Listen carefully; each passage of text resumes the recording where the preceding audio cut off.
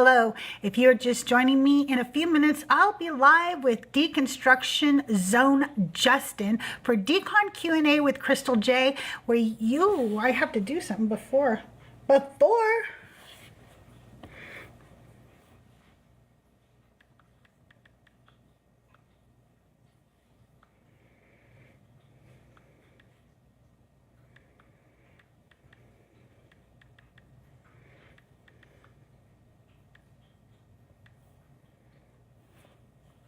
Almost forgot something.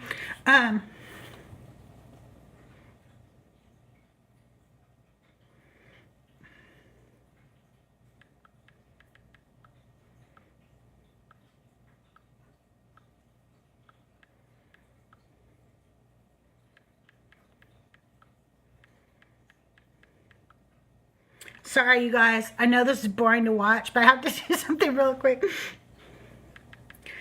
Justin should be here in a few minutes.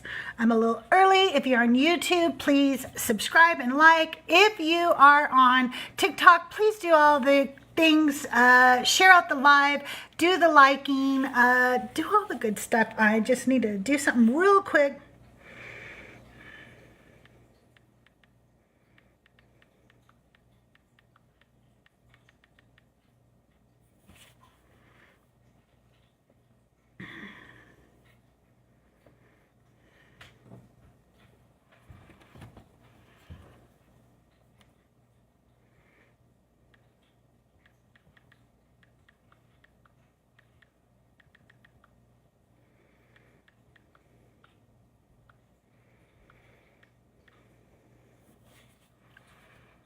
Thank you, Joyful. Thank you so much for sharing out. Okay, sorry, I'm here now. I was a little discombobulated. Hey, Crystal. Hey, Justin, how are you? Good. How you doing? Doing good. It's so good to have you here. I'm so excited. Yeah, it's great to see you. Yeah, it's really good to see you. So before we get started, what's new? Well, not much right now. I'm trying to finish working on some of the heavy chapters in the book I'm doing on the prophecies, and That's gonna be then so good. I'm pretty excited for it. I mean, I'll apologize some ahead of time. Some of the chapters are going to be long, so I think on the Isaiah 7:14 prophecy, it ended up being like 30, 35 pages. And then the Isaiah 53 prophecy is going to take like 50 or 60 pages, but most of them, you can get through in like 10 pages.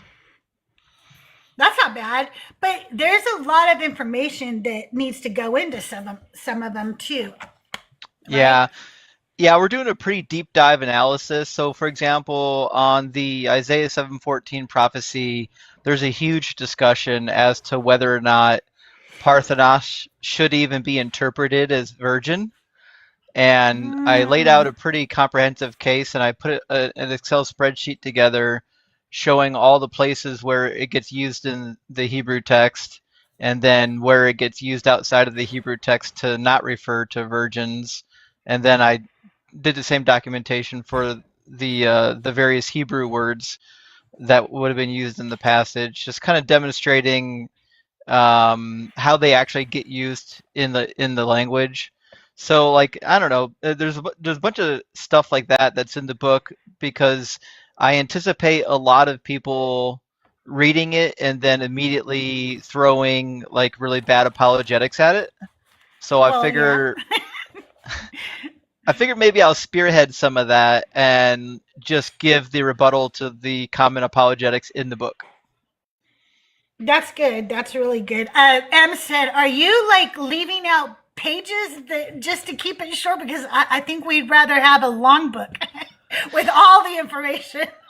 Yeah, so I actually ended up decreasing the font size to keep it down. It's still going to be over 500 pages, I think, but it's gonna be a pretty beefy book. It's not going to That's be good. a short read, but I've set it up so that it can be read a little bit like a reference book. So you can go to like, oh, I want to read just on this one prophecy, and you can read just that one chapter you don't have to sit down and read the book from beginning to end. Oh, that's good. That's really good. I like that.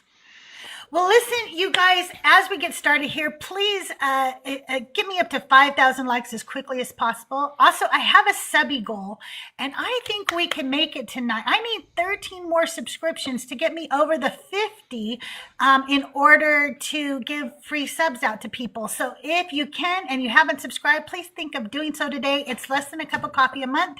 And I'm bringing you some great creators and having conversations with them like Justin. I'm going to tell you guys how the show works. I'm going to ask Justin some questions as icebreaker questions. And then I will start having you guys up. You can go ahead and get in the queue at any time. I like to have just one person up at a time. Sometimes I'll bring some up waiting, but I like him to be able to really talk to that person, answer the questions. If there's nobody waiting in queue, you can stay up and ask a few questions. If there are other people waiting, I ask that we give them a chance to ask him questions as well. Make sure you share out the live, share it out to your Discord, to everywhere. If you're really shy and you don't want to come up, or you're on YouTube, feel free to type up your questions. I'll do my best to read those to Justin as well. I don't have super chats enabled yet on YouTube. I need 500 subscribers in order to monetize over there. I just reached the halfway mark, so if you haven't subscribed to my YouTube, the link is in my bio. Please do that as well. And if you're on YouTube, please subscribe and like the show. I really appreciate it. So are you ready for some hard-hitting journalistic Barbara Walter questions here? I cannot wait. And you are live on YouTube right now as well, right? So if you're watching, Yes. if you like YouTube, you can watch on YouTube as well. Yes, I am live on YouTube as well. Am I the deaconess? I think you are. I am. I am the deaconess, you guys. That's just so sweet of you to recognize me like that, honey. I appreciate that. Okay. I got a little bubble in my throat. If you could instantly become an expert in anything, what would it be? Oh man, that's a good one. Give me a second to think on that one. If I could become an expert in anything, what would it be? If I said, listen, I'm not going to worry about money or my career or anything of that nature. I'm just going to pick something that I am deeply enthralled with and learn it inside and out. I would go most likely with probably ancient Akkadian, or what people might refer to as cuneiform, and I would spend all of my time translating the untranslated cuneiform tablets. Oh. So this is the crazy thing is, I don't think people realize this, but we've got dozens of thousands of cuneiform tablets that we've discovered in the ancient Near East that are just sitting in libraries untranslated. And in fact, you can go on the Cuneiform Digital Library and you can see pictures of them. They've uploaded them to the digital library. And if you have any training in Akkadian, you can just sit down with a paper and pen and translate them yourself. And then you can submit your translation to the digital library even. So Wow. to me, it's deeply interesting because it's like hunting for treasure, because you can take a tablet that no one's translated yet, just start translating it, and lo and behold, you just discovered a new portion of the Epic of Gilgamesh, or you just discovered an alternative rendition of the Atrahasis episode. And you just don't know what you're going to find when you start translating the tablet. So it's like, you know, the guys that get really into like beach hunting, they'll go out to the beach with their metal detector, and you know, they're just, oh, I don't know what I'm going to find today, but it's like winning the lottery every time you find something. That's kind of what it's like to translate old text. Cool. Yeah, it's a good time. Yeah, I find anything that does with translating, or what do they call it when you decipher codes and stuff like that?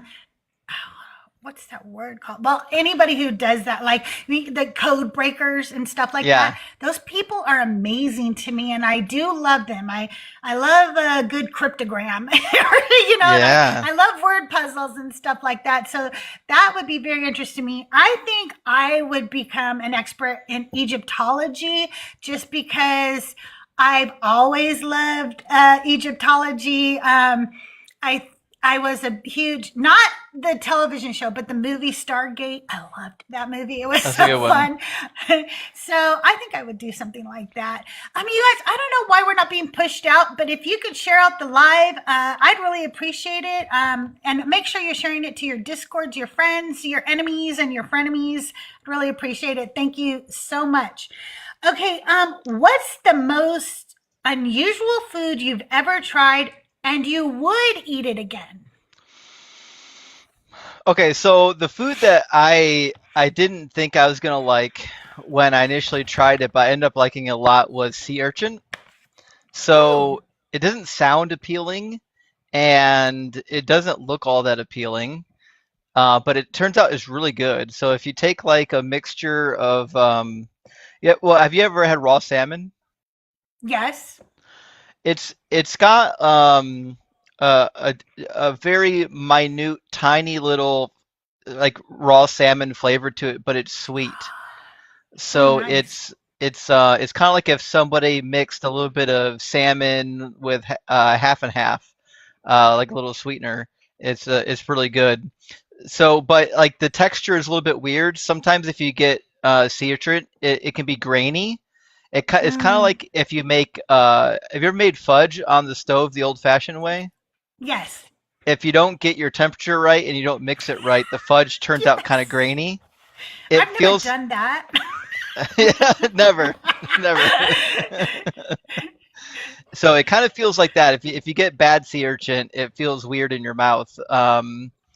But yeah, I still like it though. I've had good and bad sea urchin, and when I go places, I try it just to test my luck. Okay, well, that sounds good. I might have to try it because I do like seafood. I love salmon. I like sushi. Uh, but I don't really eat a lot of weird foods. I've said this before because I've asked similar questions to other guests. And by the way, Deconstruct with me, thank you for the raid. Thank you all the Deconstruct with me raiders. I appreciate you. Um, I just don't eat a lot of weird things. Like the weirdest thing I probably eat is raw oysters, and I love raw oysters, Oh. but I don't really eat a lot of weird foods. I've been offered weird foods before, but I turn them down usually because they're too weird. Like for instance, I went out to eat one time with my friend who was Vietnamese, and we went Hmm. out. I think it was a long time ago, and I think he took me out to a Chinese restaurant, but it was somebody he knew. So they took us in the back. You know what I'm saying? Like it wasn't Hmm. in the main part of the restaurant. They served us privately, brought us like the entire table was full of just food. And there was a large fish dish in the middle, and he took the eyeball out and then he offered it to me. And I was like, no, thank you. Oh, thank you for subscribing, and thank you, and Tahir, thank you. But he said that it was rude to turn it down. Like if a host offers it to you, it's very Hmm. rude to turn it down. But he was my friend, so I was like, so I'm gonna be rude to you anyway because I'm just not gonna eat that. There's Yeah, just I no don't blame way. you. So I did not eat the eyeball, but I just don't eat a lot of weird food. Have you Um, tried any of the durian? Have you had that yet? no, What is Du- durian?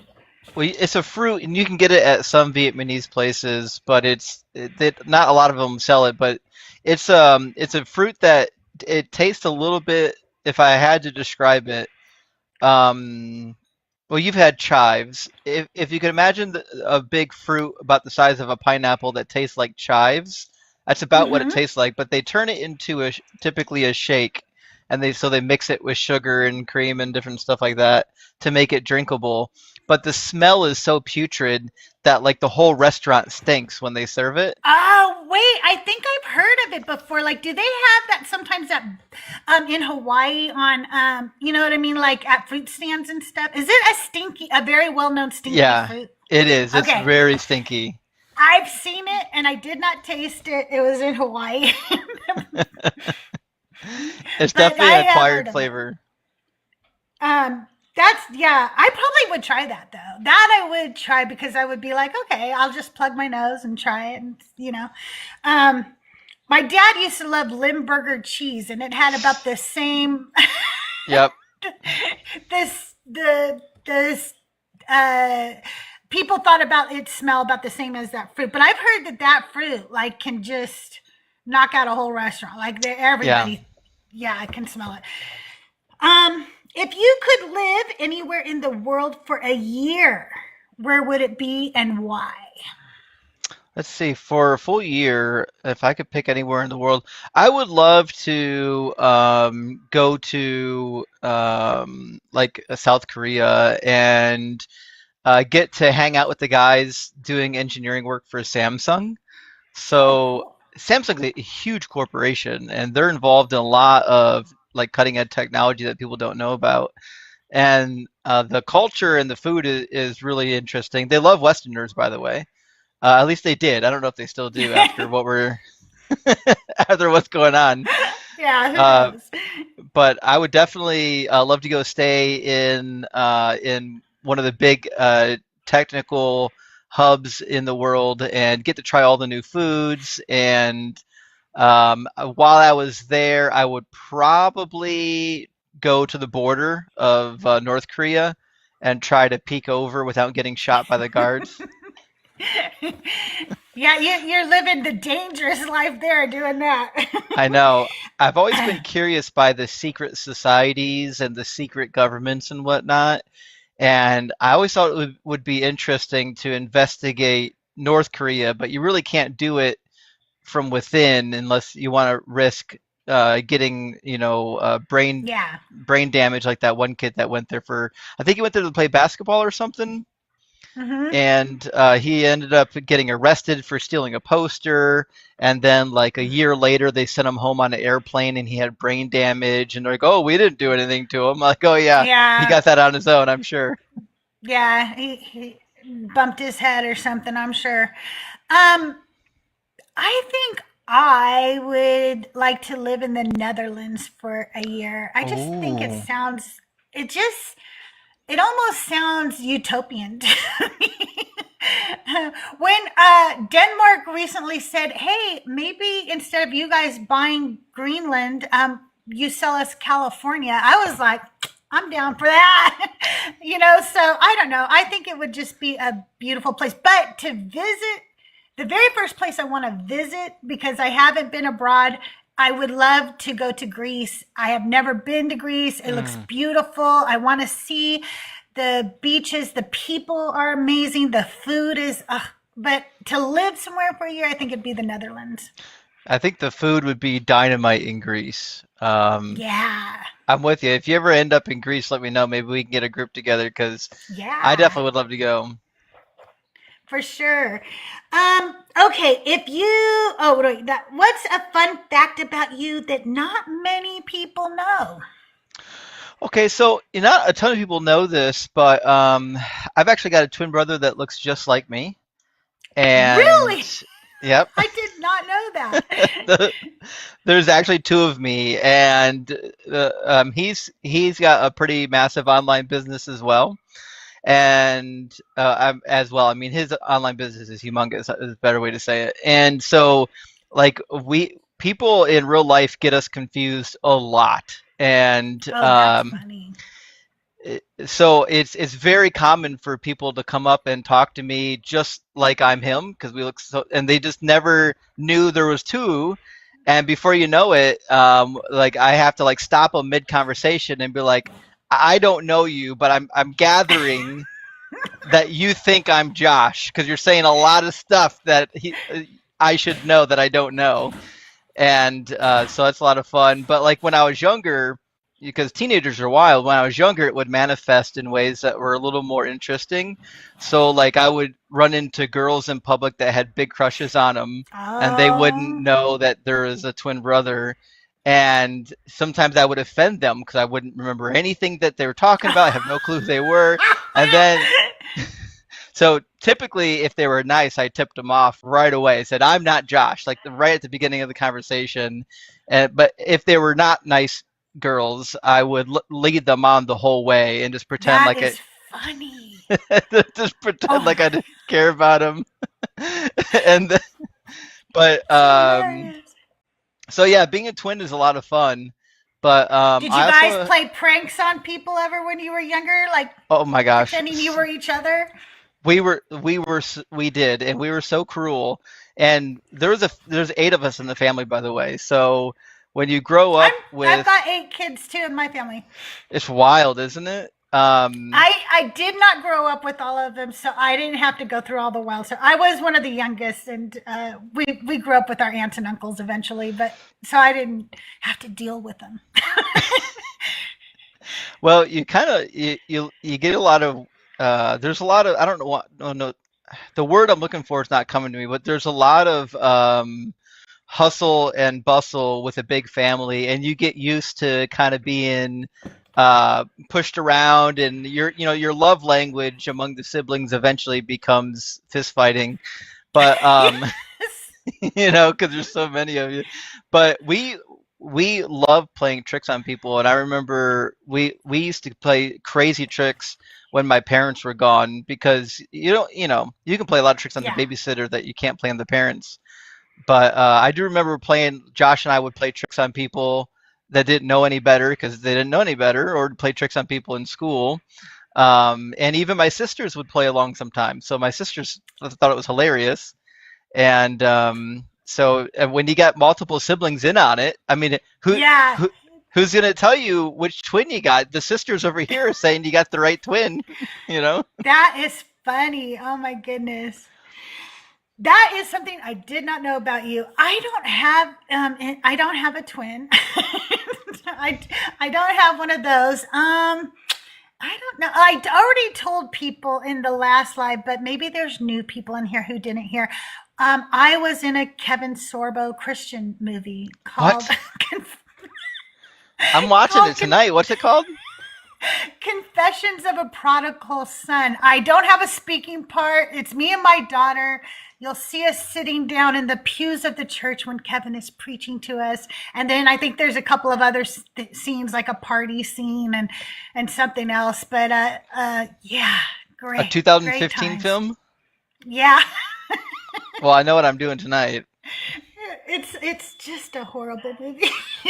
but yeah, that was when I was still a Christian, y'all. Okay, like, and my daughter wanted to be an actress, and so it's funny because I found it like on Craigslist or something where they were looking for actors, and I was like, do you want to do this? It's with Kevin Sorbo, and I explained to her who Kevin Sorbo was because she didn't know because she's young, and then we went out to Hollywood, and they were like, they wanted me to like drop her off and let her do the scenes and stuff, and I was like, hell no. I don't know any of you people. I'm not dropping my 18-year-old daughter off with all you all. Like, I'm not doing that. So I stuck around, and because I stuck around to make sure she was safe and stuff, they just ended up having me be in the movie too. And I was like, all right, that works. I'm not leaving her alone with you guys. So, um, So when you were in the movie, did it feel like you were making a bad movie while you were in it? I could tell that it was very low production value. I grew up in Southern California, so I've seen the business. Like, if you grew up in Southern California, somebody you know is in the business. Like, whether they're a writer, a makeup artist, a golfer, there's somebody in the business. My so I had friends, and also this is kind of cool when you're growing up in Southern California. you get to have fun field trips. I didn't realize how cool my field trips were until I was raising my kids in Kansas. And then I was like, man, I had cool field trips. So we used to take buses from Orange County, California to LA to go watch shows be taped for a field trip. That was our field trip to go watch. We watch all kinds of shows. I'm not going to say them because that'll show you guys how old I am. No, Dinah Shore, we saw, remember What's Happening? I don't know if you remember any of these shows. Well, What's Happening had a spinoff for a while, and we saw that. We saw a show called Angie, which starred the guy from Airplane. The main guy in Airplane, he was in the show Angie. So we used to go see that show and stuff. So you know what high quality production looks like. And then I went to that and I was like, wow, this is like literally one of their apartments we're filming in, and this is somebody's house they know. And they only had the taxi cab for, you know, like a half hour to do a couple of the little scenes or whatever. So I knew it was very low budget. And also, like, the reason we were there for those 2 specific days or whatever was to shoot all of Kevin Sorbo's scenes, all of them. They had to be done in those 2 days because even for the low amount of pay that he gets for these movies, because he doesn't make a lot of money for these movies, he does so many of them because he says, I'll film with you for X amount of days, and then that's it. Right. You know, that's That all you makes get me sense. for. So he does a lot of low budget Christian movies that way. You know, it's his thing. Well, someone's got to do it. Somebody's got to do it. If you were a superhero, what would your superpower be? That's a hard one. The thing I wanted so much as a kid was to be able to fly. And I feel like that still is. If I could have one superpower, it'd have to be the flying. I know, like, there might be funner ones, like, I don't know, being invincible or shooting flames out your eyes or something. But just the idea of being able to fly, like, it's enticing. It feels really cool because you could just kind of like leave, just kind of like, I'm gonna check out, go chill in the sky. But Yeah, I guess I you have would. to say that's what I would do too.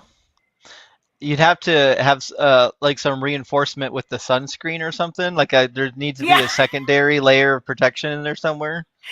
definitely for me anyway. Like, I am so pasty pale. I would definitely need some extra layer of sun protection. And also I'd have to really learn how to land, because that's the thing I'm scared of, is the landing. Yeah. Well, I mean, if you have the ability to fly, I would imagine you have the ability to take off and land. You figure that one out. Yeah, I would hope so.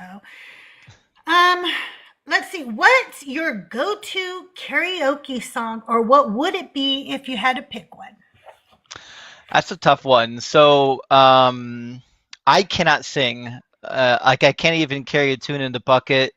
It's so bad I don't even get up on karaoke nights. But if I was forced to sing something, it would have to be something from like the doo-wop era that like everybody Oh, knows, and it doesn't matter how bad you are. So like Sweet Caroline or something. It yeah. doesn't. No matter how bad you are, someone's gonna have a good time listening to it. Oh, for sure. And I would join in with Sweet Caroline, because not only am I a Boston Red Sox fan, but I love Neil Diamond too. So I'm gonna Oh yeah. I'm gonna sing along with you at least. I similarly would sing something where I knew everybody was going to join in, and that would be Bohemian Rhapsody, because it's Mm. just one of the greatest songs for everybody to sing to. And everybody knows the lyrics. And if they don't, they pretend and they sing anyway. Yeah, I still picture Michael Myers and his sidekick. Shoot, what was his sidekick's name? Garth? Dana Carvey. Dana Garth. Carvey, yeah. I still picture them every time I hear that song. I can't get it out of my head. That show was so influential during that time period, and that's all people can think about now. I don't even remember the name of the show anymore. What was that? Wayne's World. Wayne's World, yeah. Yeah, Party time, party excellent. on. Party on, Garth. Um, let's see. If you could time travel to any era, past or future, where would you go? Man, I want to go to the future so bad because like I'm dying to know like all the stuff that we think we know now, but turns out we actually screwed up. I want to know what that kind of stuff is. I want to know like 1,000 years from now, what are the things right now that we're doing that we're gonna look back on and be like, oh, those stupid heathens back 1,000 years ago had no idea what they were doing. Exactly. I um, think I might want to go and watch when everything was created. Like if mm. there's a place I could sit and just watch as it's doing, its thing, and I mean, not created. I shouldn't use that word. Some Christian's gonna come on and tell me I believe in creation when everything, like when Crystal's a the believer now. earth She is, converted. yeah, I'm a believer now. But like just when, like at least when the earth first came into, existence, if you will. It would be I think that would be fun. interesting. I agree with you. Tab says she might want to go see if Jesus was real. That's actually a really good idea. I suspect he was a real person, but my guess is he's not nearly as cool as we think he is. Like, it's like that guy that bragged about being popular in high school, and then if you can go back in time, it turned out that he was getting like stuffed in his locker. I suspect that's Like probably more Ed likely the Bundy. case. Remember Yeah, Ed Bundy from I forget what was that show called? Married with Children, and yeah, he Al was like Bundy. the football star. Yeah. Yeah, I suspect Jesus in real life is a little bit different than the Jesus he was portrayed to be. Maybe he got burned one too many times and then just decided to start a cult over it. I don't know. Okay, so what's your favorite way to unwind after a busy day? Well, after a busy day, if I don't have anything that needs to get done, I really like to enjoy um, maybe like a bourbon and a book if it's good weather as the sun's going down. I like that a lot. Just sit outside, chill, read a book, and then get to bed on time, actually, which rarely happens. But I think that's a pleasant way to spend the evening. But I have to be doing something. I'm not good at doing nothing. Same, same. I am not good at doing nothing. But for me, unwinding after a busy day is like usually listening to you, to be honest. I'm not even just saying that. Or, whoever's on. It's like I'll put on my headphones, I get my phone, I play little games on my phone. That's why I'm not always chatting or tapping. I'm sorry. But I will play games on my phone while I'm listening to some debates or thinker who is usually teaching me stuff and bash Joel Mezzo. I just put somebody like you guys on. I'd say I put Joyful on, but I'm with Joyful, so I don't usually put him Right. on to listen to him. So I don't know, I just usually like to unwind by listening to you guys, and I I don't really drink a lot. During the summer, I drink a little bit more. We have a little fun by our pool with some margaritas on the weekend or whatever. But I will sit down with my go-to beverage, my Dr. Pepper Zero. The blackberry is so good. It's Oh, just so good. I'm sorry. I literally just threw the BlackBerry out. I bought some of it because I love the Dr. Pepper Zero, and I'm like, this is going to be great. And it tastes like Robitussin. I can't put it down. I I can't could drink see it. that. I can't Uh, drink. They made a strawberry without cream one time, just right. strawberry, and that tasted like that to me too. So I get No. that.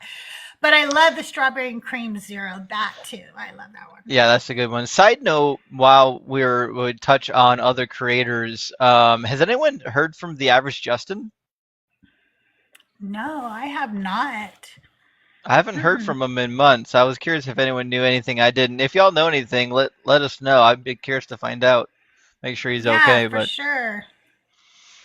he was around in our circles for a while. and then he Yeah. just kind of dropped out. There's a few people I haven't seen in a while that I keep thinking of, like, I haven't seen Low Steel in a while, and I think Yeah. about him a lot too. And a few others that I'm like, I wonder where they've been recently. Um, if you could meet any fictional character, who would it be and why? Okay, so don't laugh, but here's the thing. My favorite fictional character is Johnny Bravo. I love that.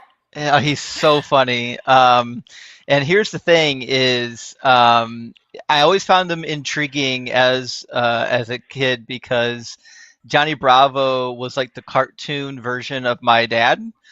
Looked the same, had the same build. My daddy even would carry a comb around in his back pocket and whip it out and comb his big old tuft of Elvis hair all the time. And it was just Johnny Bravo was always just kind of a more bombastic version of my own dad. I just That's always found him cool. incredibly interesting.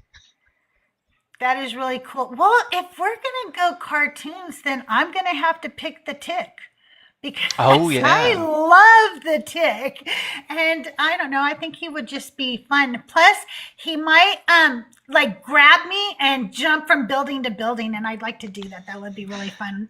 that would be a lot of fun. Yeah, I uh, um, I always did you ever thought it would watch be it? fun to swing on ropes like the Oh, Spider-Man. yeah.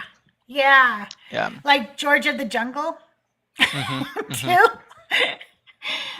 What's the best vacation you've ever been on, and what made it so memorable?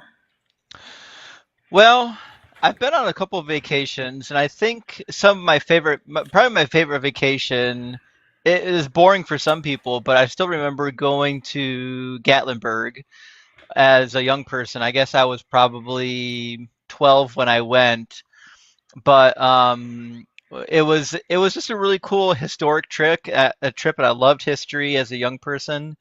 And I also it was a smaller family vacation. There was just a couple of us that went, so it was less hectic. And we actually got to get all the sightseeing and stuff. And we went on the ghost tours and heard the ghost stories, and it was just a really cool thing for a kid that loved history. Um, but like I never went anywhere exotic growing up because when you're a Midwest big family, like your vacations are like where can we drive to? And that's Yeah, kind of, let's put everybody in the station wagon and drive somewhere.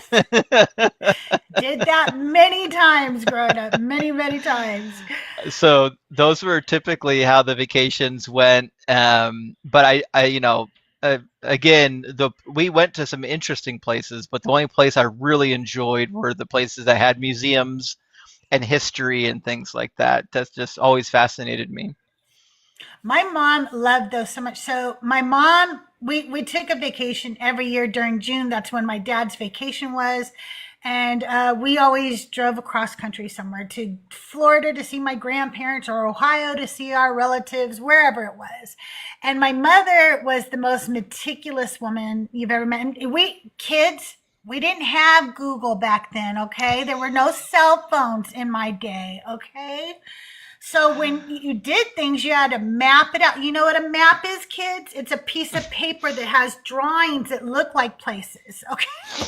Yeah. And so she would map it out, and she would have every like town where we would stop for gas planned out. She would know where we were stopping for lunch.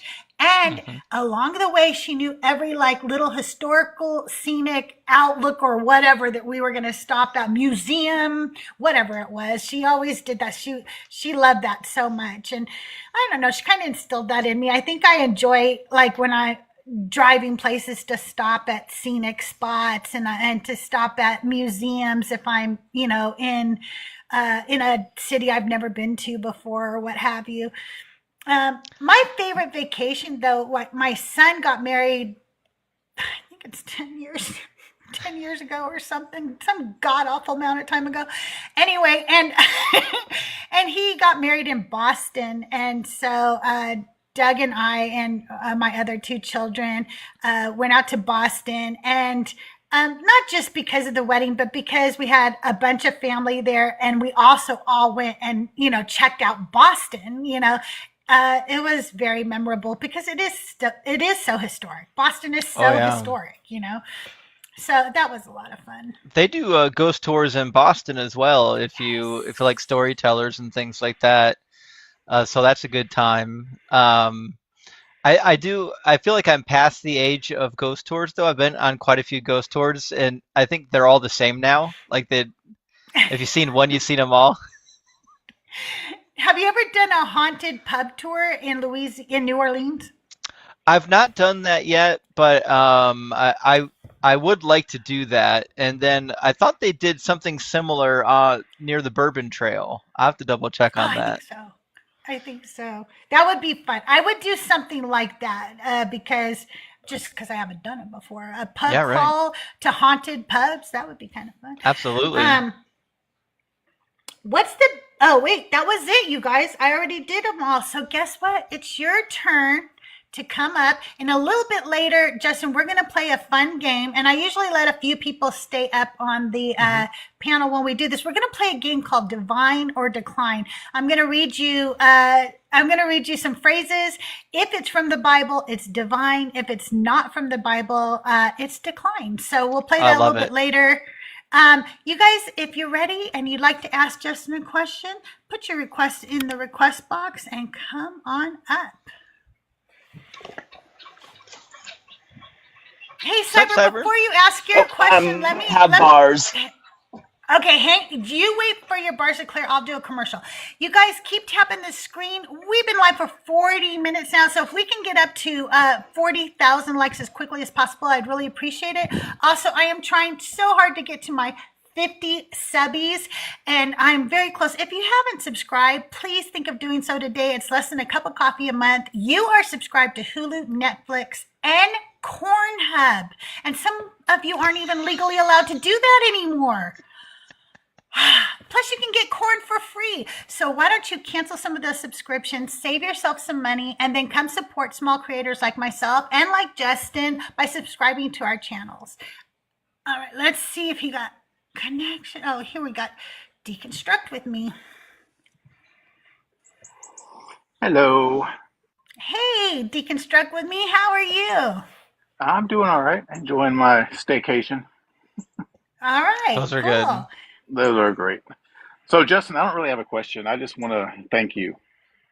Thank you for what you do. You were the first deconstruction content creator that I found. And you probably don't remember because you get a lot of DMs, I'm sure. But about a year ago on my other account, I DM'd you and just thanked you for what you were doing. And I told you I was interested in doing the same thing, doing lives and stuff. And you just encouraged me to do it. You know, you told me that you had, when you first started doing, you had like 5 people in your live, which I can't even imagine now that you would have 5 people in there. So fast forward to last October, I made this account, and really I owe you a lot. I mean, because I've met so many fabulous and wonderful people in this community because of you and your encouraging words. I just want to thank you for that. Well, I really appreciate the kind words, and I'm glad that you're able to get out and participate in the community. And I feel like the community keeps getting bigger and better, and I'm so excited. Like, because I remember like a year and a half ago, almost 2 years ago, Crystal, there's only a small few of us that were kind of doing this. Thinker was already crushing things. But now there's a whole bunch of us doing it, and I think the more we do this, the bigger it's going to grow, because people, I think, instinctively see the problems with the faith. They're just afraid to talk about it, and so the more we talk about it, the more we're going to enable other people to be like, hey, maybe I wasn't crazy. Maybe genocide's not a good thing. Oh, for sure. I think that exactly.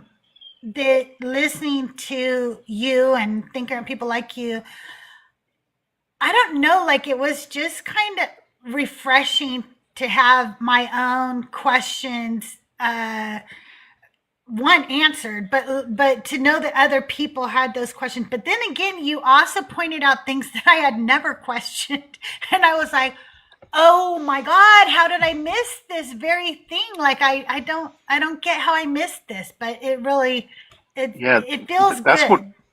I was going to mention. Like you answered a lot of the questions that I had going on in my head, but then, like Jesus not fulfilling any prophecies, like still in the back of my mind, I was like, oh yeah, Jesus fulfilled the prophecies.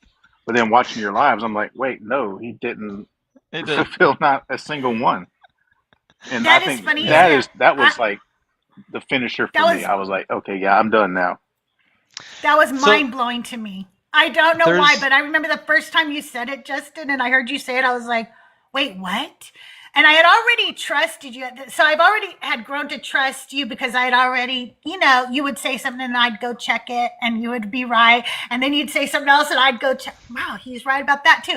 So when you said this, by this time I was like, I know he's going to be right about this too. I never Yeah, thought that he did.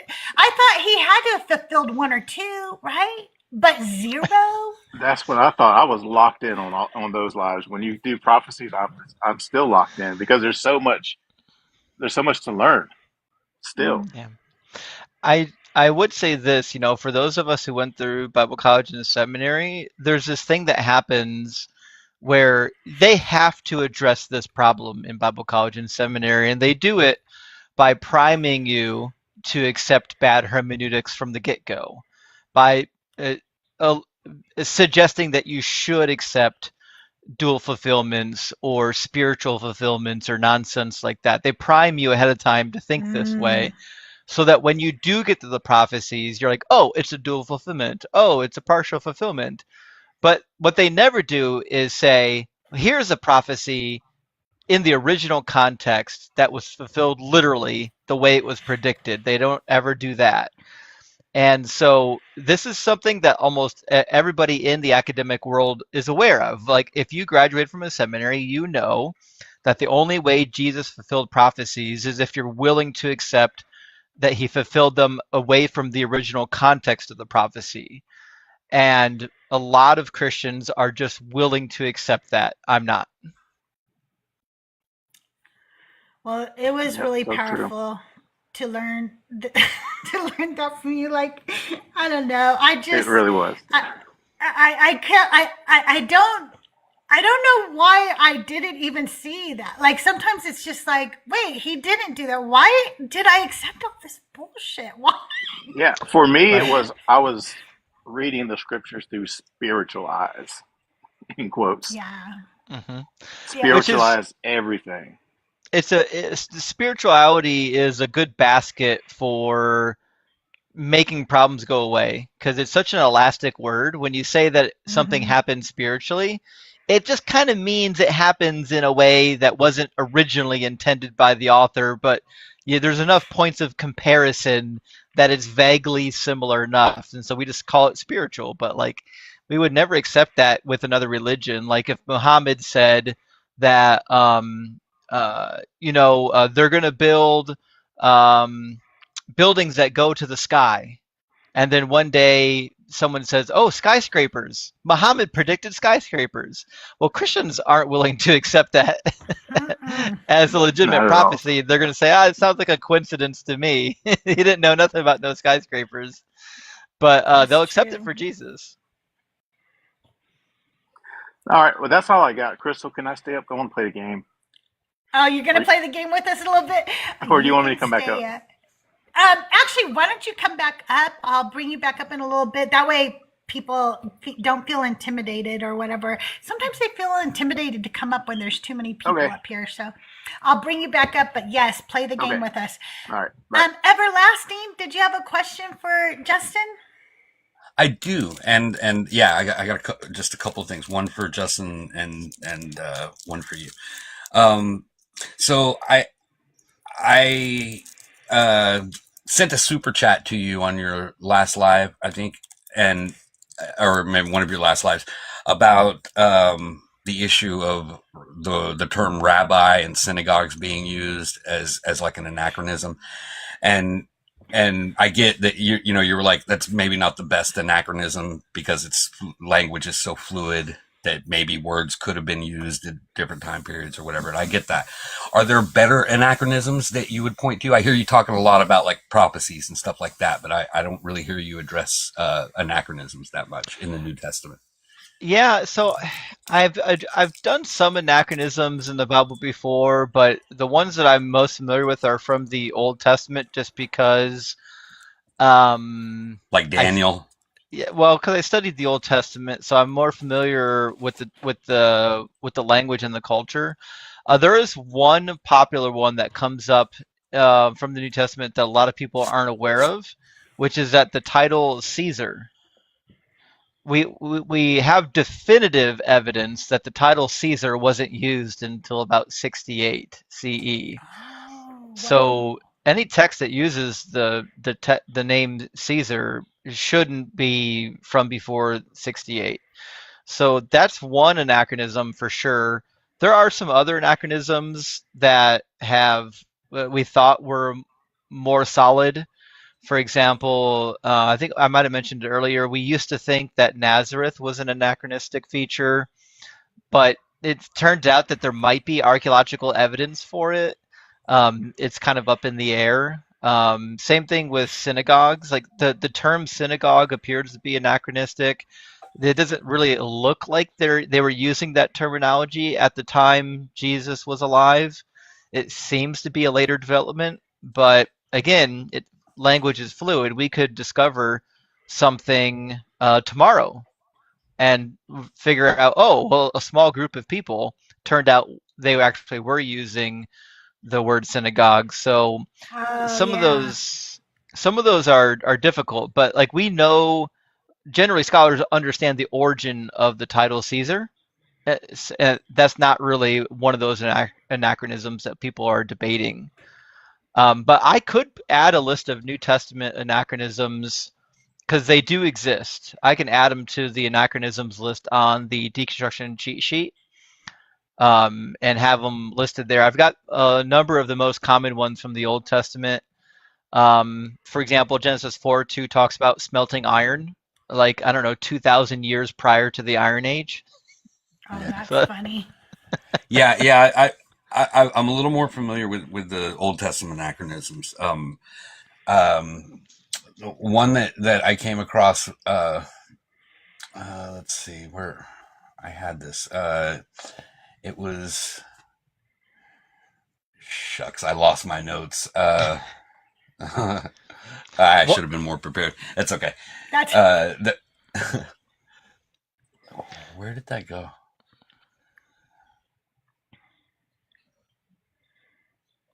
Well, I'll have to scratch that. I can't find my notes. Mhm.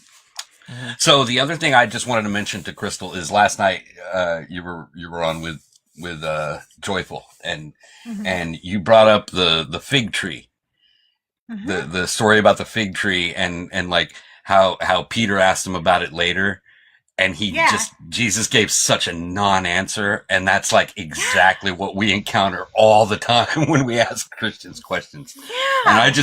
I'm totally stealing that because that's like, that hit me hard. I was like, that's a really good observation.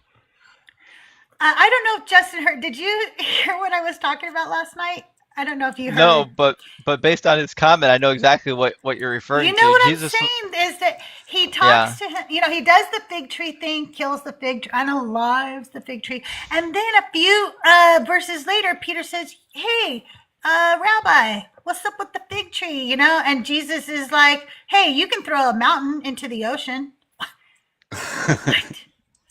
What are you talking about? It's about faith, my brother. What are you talking about? So I talked about with Thinker a little bit this morning too, and Thinker was saying that maybe the faith had to do more with that you will be able to do things like have enough faith to, I guess, destroy a fig tree.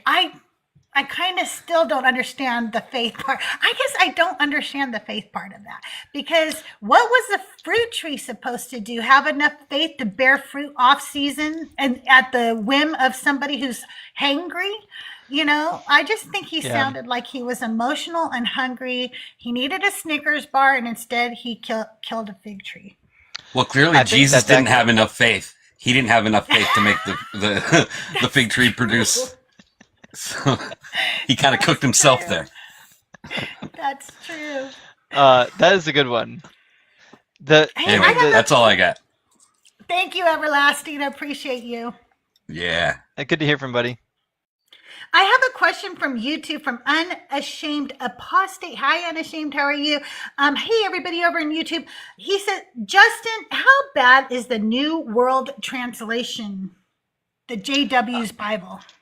So I reviewed the New World Translation. I've got a copy of it. I reviewed it way back in 2016. So when my son was little, it took him a long time to fall asleep. So sometimes I would rock him for like an hour or maybe even longer every night before bed. And so I decided I got all this time, so I'm going to start reading the New World Translation just to see what was in it. And my understanding was, and my feeling from was, it wasn't a terrible translation. They do some things that are funny, like so there's a linguistic feature in Greek where like theos could refer to God generically, but it could also be translated as a god, like implying that there are multiple gods. So they do funny things like that, where they'll like take advantage of some of the nuances in the Greek text that it's not really, if you're reading it in Greek, you're not really going to get that sense, but it is grammatically valid. So they'll kind of take advantage of the semantic range of some of the structures to make it say things that it probably didn't mean to say. But other than that, like they don't do a lot of anything really difficult. Like if you put like an NLT in front of me, or you put the New World Translation in front of me, I'd probably pick the New World Translation.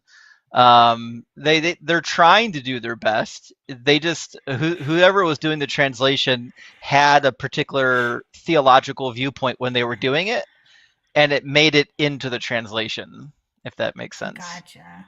Yeah. But that's does. true of all of them, isn't it? Like all the translations have some resemblance to the person that was translating that particular text.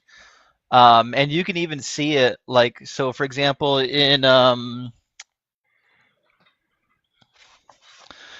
this one is the NIV, if I remember correctly. So this is the Archaeological Study Bible in the NIV I've had for a very long time.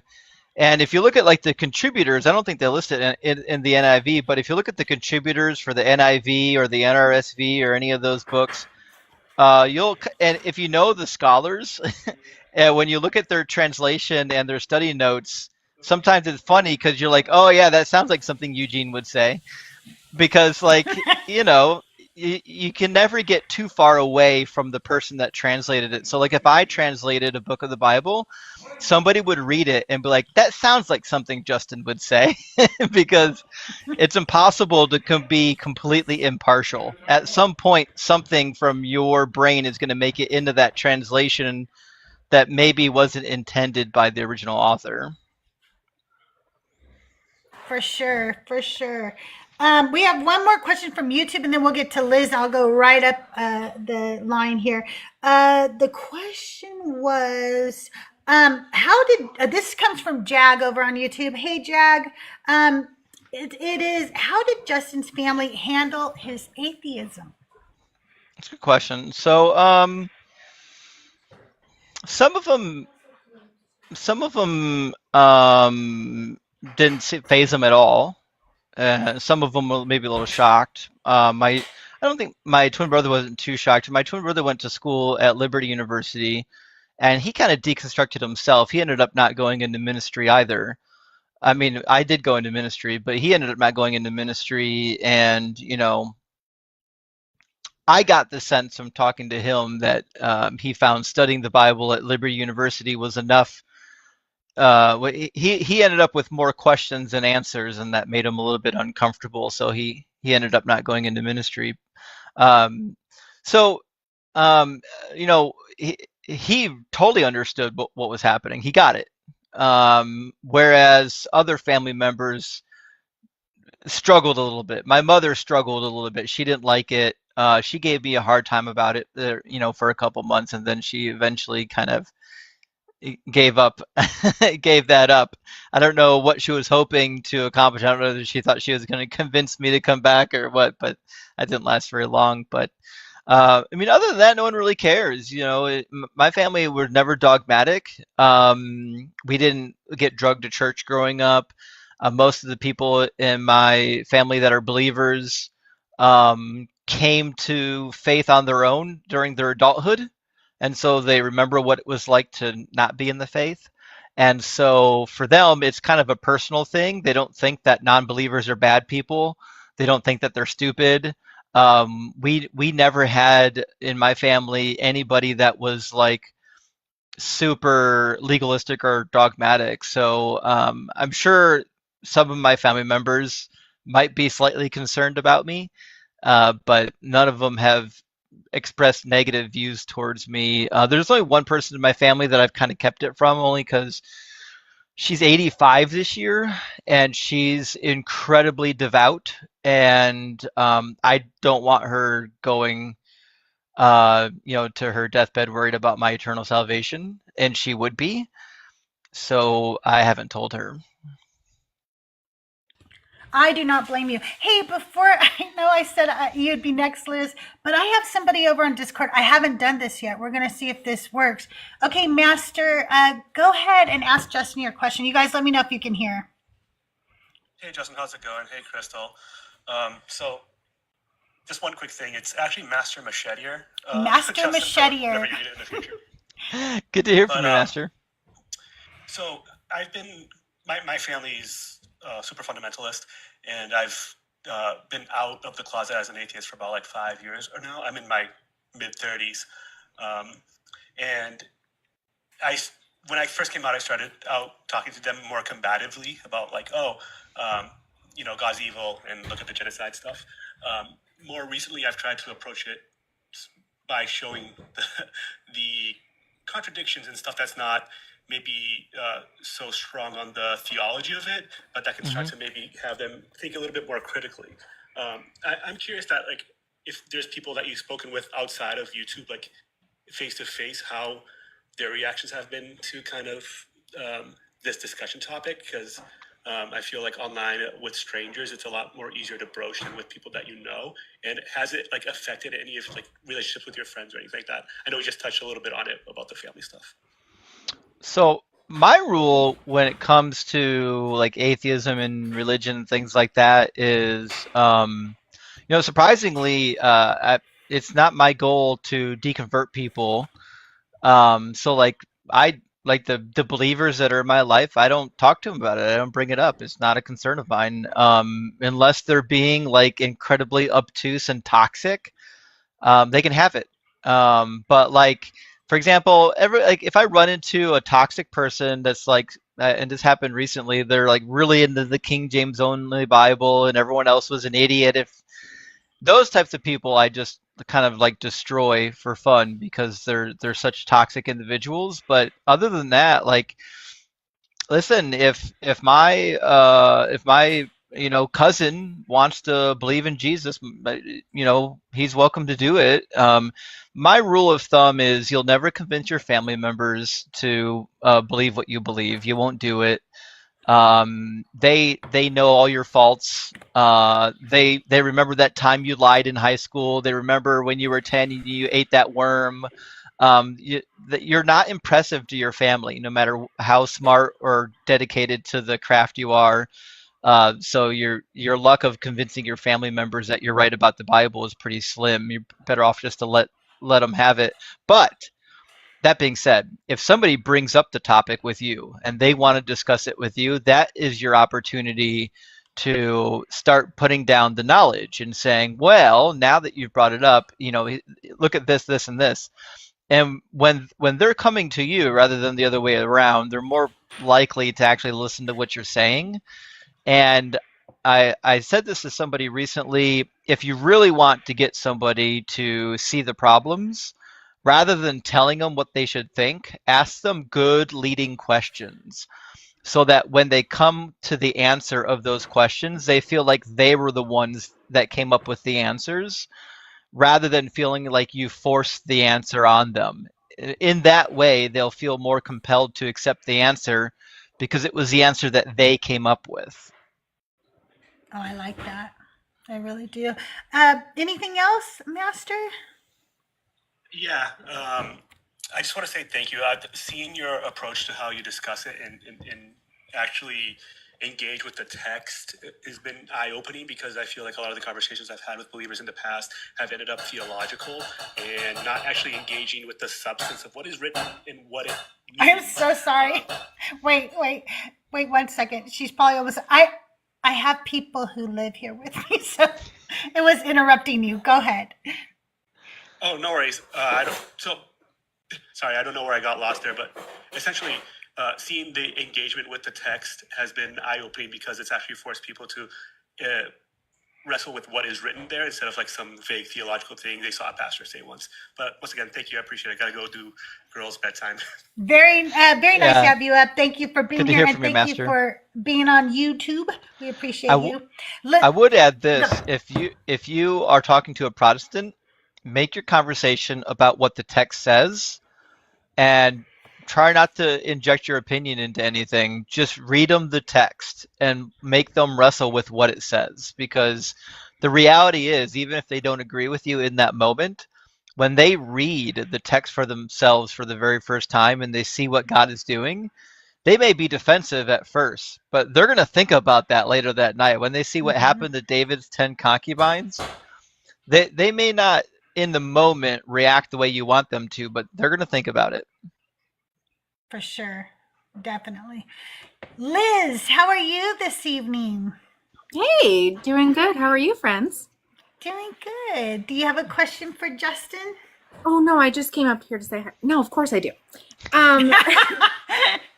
my question is, I know we're constantly, learning about the Bible and all these things, and we are still learning things even today, So my question has to do with, is there anything that you have learned pretty recently that still surprised you? That's a good one. Give me a second to think on that one.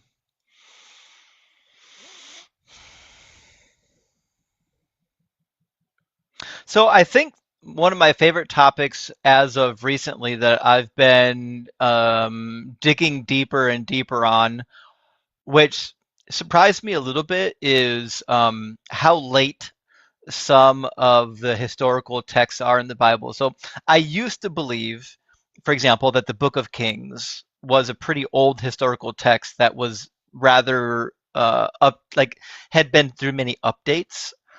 And Gary Rensburg did write a book on some of the archaic Hebrew forms that show up in the books of Kings. So there are some archaic Hebrew forms there. But the more I'm reading it currently right now and reading some of the literature on it, the more it's starting to appear that it probably wasn't in the finished form or even anywhere close to it until hell after the exile, which is crazy to think about. So they're telling history from 600 years ago almost, in some portions. How well do you tell history from 600 years ago? It really kind of makes your brain melt. And I think one of the really good points to focus on for this is, for example, there's a section where Jeroboam sets up 2 golden calf idols in the temple in the north, because they're competing with the temple in the south in Jerusalem. And when he sets up the 2 golden idols, he says, here are your gods that brought you out of Egypt. But if you compare that Hebrew phrase, it's the identical Hebrew phrase that you find in Exodus, I think chapter 31 or 32, when Aaron builds the golden calf, which is really interesting because in the Exodus narrative, there's only one calf, but Aaron still says, here are your gods who brought you up out of Egypt. He says in the plural, identical to what is said later. And it seems to be that the Exodus narrative, not only is it late, just like the narrative in the Book of Kings, but even the Exodus narrative is late and is providing a commentary on the reign of Jeroboam. So there's a lot of these really interesting texts that only make sense if you assume that they were being written at a time where there was a lot of animosity towards the previous empire of the Israelites in the north that had now been defeated by the Assyrians and are mixing in with the Judeans. So when the Assyrians came in from the north and wiped out the 10 northern tribes, a lot of them went south into Judea for refuge. And then they had to stay there permanently. They became permanent Judeans. So we got a whole slew. In fact, the archaeological data shows that during the Assyrian invasion, the population of just Jerusalem doubled. So a lot of northern Israelites came in and mixed and mingled with the Judeans, and they fought with each other. And you can see that in the texts. But all of that is from like the 7th century and after, which means a lot of these texts came many hundreds of years after the actual events. Whereas when you're reading them as a Christian, you're primed to believe that the text you're reading is relatively close in age to the time period that it's recording. It's just not, though, at all. Like, you would think Exodus would, especially the golden calf narrative in Exodus, would be as old as at least the United Monarchy. It doesn't appear to be. It appears to be hundreds of years after United Monarchy. Yeah, I think that's really interesting. It's something that I have a family member who during Thanksgiving time brought up religion and decided to start asking me a bunch of questions about it. And then when, bringing up all the different contradictions and all of the things, gave me an apologetics book that he wanted me to read. So I have, I've been doing it, I've been reading it, but I've also been writing my responses to everything in it. And that topic is something that he discusses in this book and tries to explain how it makes sense that these things were not written about at the time and that it's still okay that it's only written about hundreds of years later. It's wild. It's been an interesting read for sure. So I'm trying to decide still, based on what his response to my response to the book is going to be, what book I'm going to have him read. Because I'm not sure. I think it's only fair. But, I have a suggestion. Yeah, please.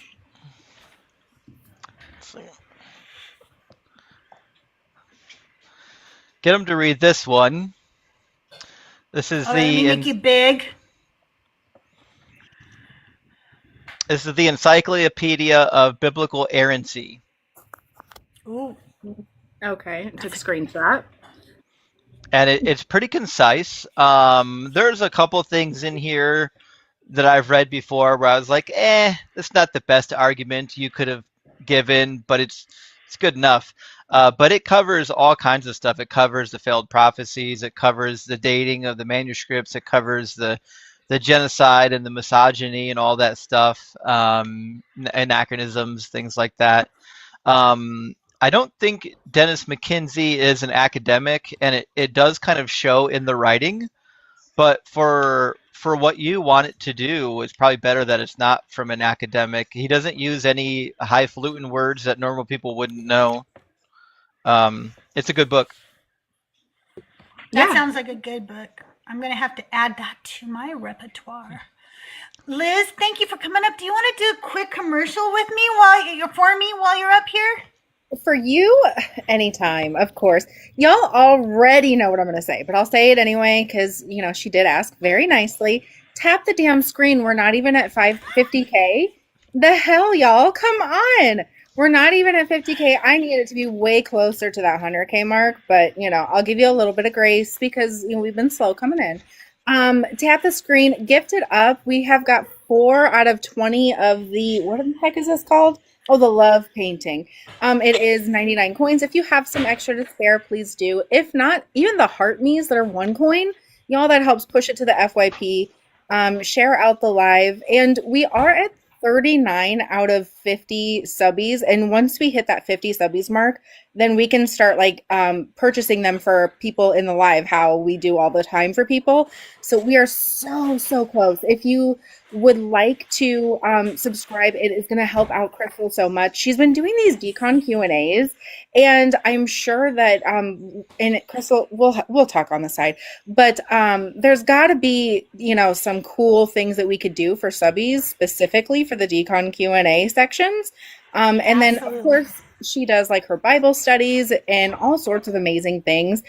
She does a shit ton for the deconstruction community as our co-admin. So sub, gift, you already know the damn things. Do the things, please. Do the things, please. We appreciate you, Liz. And if you want to come back up later when we play the game, just request. You know you're invited. I love you, Liz. Thanks for being here. Love you guys. Thanks, Liz. Bye. Hey, Earth, how are you tonight? Thank you, Crystal, for hosting this space. Thank you, panelists, for all of your awesome questions. Yes, Justin, it's so nice to speak with you in this cool kind of way. I It's good to hear from you, Earth. Yeah, there's a million things that I want to cram into just my little bit of time up here, but I'll kind of pick the ones that kind of swarm the most around my head. One, I love where things are going with your platform. You're dispersed between TikTok and Discord and YouTube and, you know, all the places that you're streaming at. And I know that you were, well, the last I had heard, you were writing a PhD, on a pretty significant paper. No, I'm not writing my PhD dissertation yet, but I do already know what it's going to be on. Yes, that's what it was.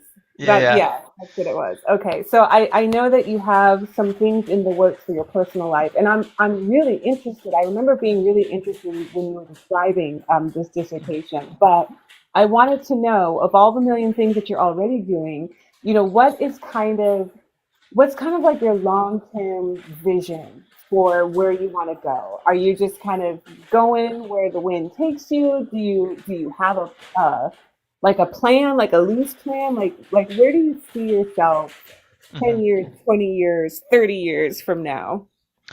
So I think my goal is to be an independent educator. So similar to what we see people doing, like Dr. Josh Bowen, Kip Davis, Bart Ehrman, people like that. I used to think that I was gonna teach part-time at like a school, and that would be my retirement. I would just teach at like a college somewhere. I don't know if I want to do academia, to be honest. I mean, nowadays everything is so well distributed. I could just do classes online for people who really want to learn subject matter, and not have to deal with the bureaucracy of teaching at a school. But my goal is to start PhD work. I'm applying to schools this year, and then I'll be doing a seriology, which will be I'll be taking more Hebrew, Akkadian.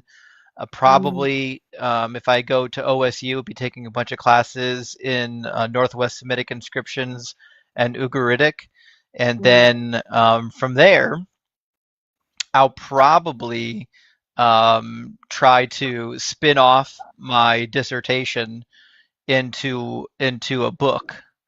It might not be interesting. It's going to be a textbook, but and then can continue writing material after that to help kind of support the content creation. But I'll probably always continue doing online content and debates because it seems like there's a need for it. Yeah. I didn't know there was a need for it when I first got online, to be honest. I didn't expect that I'd be out here debating people, but it seems to be a good way to get ideas out. So I'm going to keep doing it. Yeah, I definitely agree about the need for these kind of platforms. And what I appreciate about the way that you and even other content creators, I see this in the Decon community. So, but especially when I started coming to your lives, it was really meaningful for me to not only hear the text as it is, but to know that the person that I'm listening to can actually read the original language. With as someone who has family members who are connected to a tribe, as someone who grew up learning another tribal language so I could, be in community with my relatives and extended family members and this sort of thing. That kind of stuff really matters. So when we talk about, what is in the text, what was actually written down, that holds a lot of validity for people in the world like me, where I have family members that come from those oral storytelling traditions, and saying the things word for word, exactly as great, great, great, great, great said this thing, that it really matters. And when people deviate from that, it can really destroy your credibility, especially in indigenous communities in a tribal setting. That is the quickest way to destroy your credibility, would be to try to deviate from a teaching or from a lesson in a way that is just kind of really disingenuous from the original speaker. Because holding on to what was originally said, is that was the link to holding on to the memory of the person.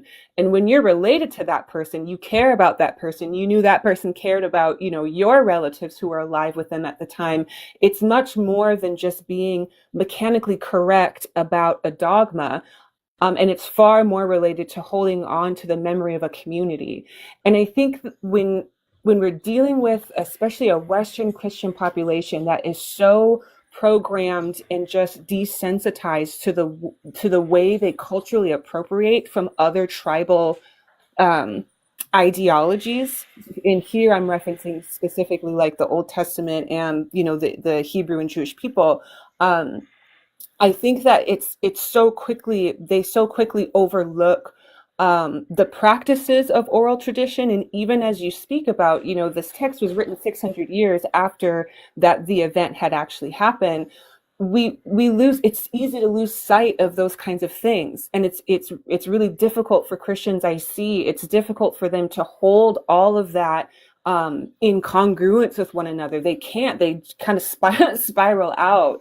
So something else that I kind of want to ask you then is, as you're dealing with people that are very clearly thrown into, they're dysregulated, they're very clearly thrown into a cognitive dissonance, and in some instances, the only thing you really can do is laugh, because, time and time again, what we find is that you're not necessarily putting forth your own opinion. You're literally just reading the words on the text. You're reading them their book, and they just, lose it. So what are the ways that you, when you're done with the stream and you've turned off the phone or whatever you do, what are the ways that you like decompress? How is it that you keep your own self, grounded? If I'm making any sense here. Yeah, that's a tough one. 'Cause my schedule is so tight that usually, like, when I get off a live stream, like, I have to immediately, like, get ready for bed. Like, I got to clean up, get ready for bed, and get in bed. So typically, what I do is I'll get in bed, and then I'll make sure all the lights are turned off, and then I'll read until I'm tired. Reading for me is soothing, and so, like, when I'm just sitting in bed reading, eventually I'll reach a point to where I feel kind of content. But I don't actually, I'm at a position where I think I've been doing the debates long enough that, like, I can get done with the debate and then I just flip the switch off. I don't even think about it. It doesn't affect me at all. And then that's usually it. I just go to bed and then I wake up in the morning and go to work. But I do remember when I was doing the debates really early on, it was hard to unwind after the debate, because I'm like, I can't believe that guy would say such a horrible thing, Yeah, yeah. Yeah, for Because we know sure. there's people out there in the world with these ideas, but coming and hearing it and over and over and over again, people justifying the most heinous things. And sometimes I sort of struggle with keeping my own self steady through all of this. But yeah, I just was wondering, and hoping as always that you are taking care of yourself in whatever ways that's meaningful for you. Yeah, thanks. I do appreciate that. I think I've got a healthy balance right now. I'm really only streaming 3 nights a week at the most. So I'm taking those other days for myself. That's good too, because you need those other days for yourself. Well, Earth, thank you for coming up. If you guys aren't following Earth, Earth is also a mod for many people in this community, and she also is a big support for the Deconstruction Junction Discord. And if you couldn't tell, she is just a wealth of wisdom, and I just love you, Earth. I'm glad you came up. Good Thank to hear you. from you, Earth. Yes, yes. Enjoy. Thank you. Holy Gore over at YouTube wanted to say thank you so much for doing what you do, Justin. Well, big W. I'm going to keep doing it. Thanks for the words. First Corinthians, do you have some questions and words for Justin? I do. Hello, Justin. Good to hear from you, Karen. Hey, and hi, Crystal. Thanks so much for doing this. So first Hi. things first, when you were on Thinkers Live this morning, Crystal, you talked about the fig tree and you just talked about it again.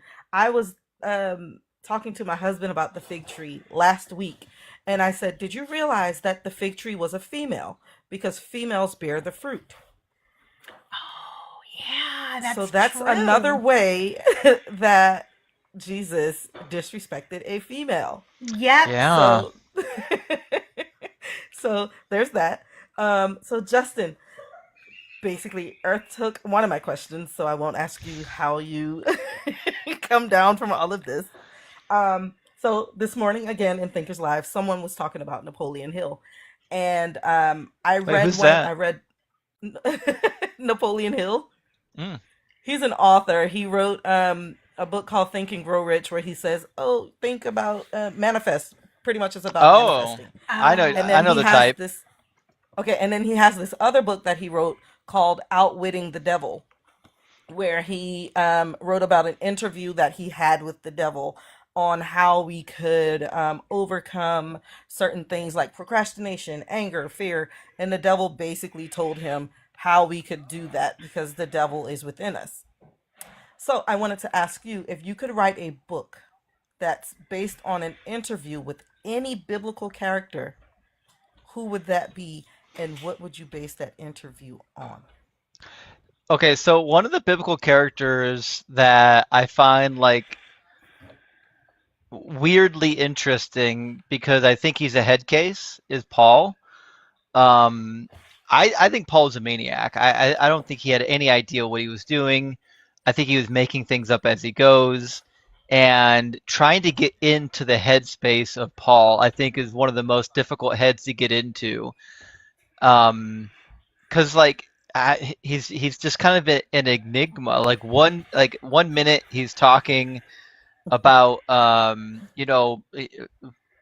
that he wants people to be castrated for leading the Galatians astray, and, and then another minute he's talking about his love for all the people. So like he's a strange guy. He went from according to the narrative at least, he went from murdering people to loving everybody with a boundless love of Jesus. He seems like he might be bipolar. I don't know. The guy is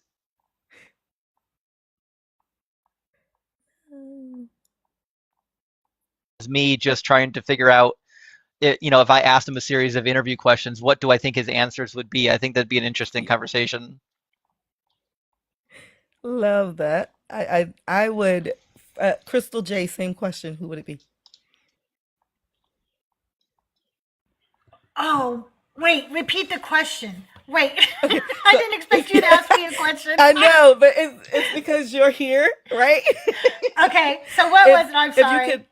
If you could interview any biblical character, Oh, who any would that biblical biblical character. character Because I be? didn't know if Yes, that was anybody or any biblical character. Okay. yes. It would be Jezebel, hands down.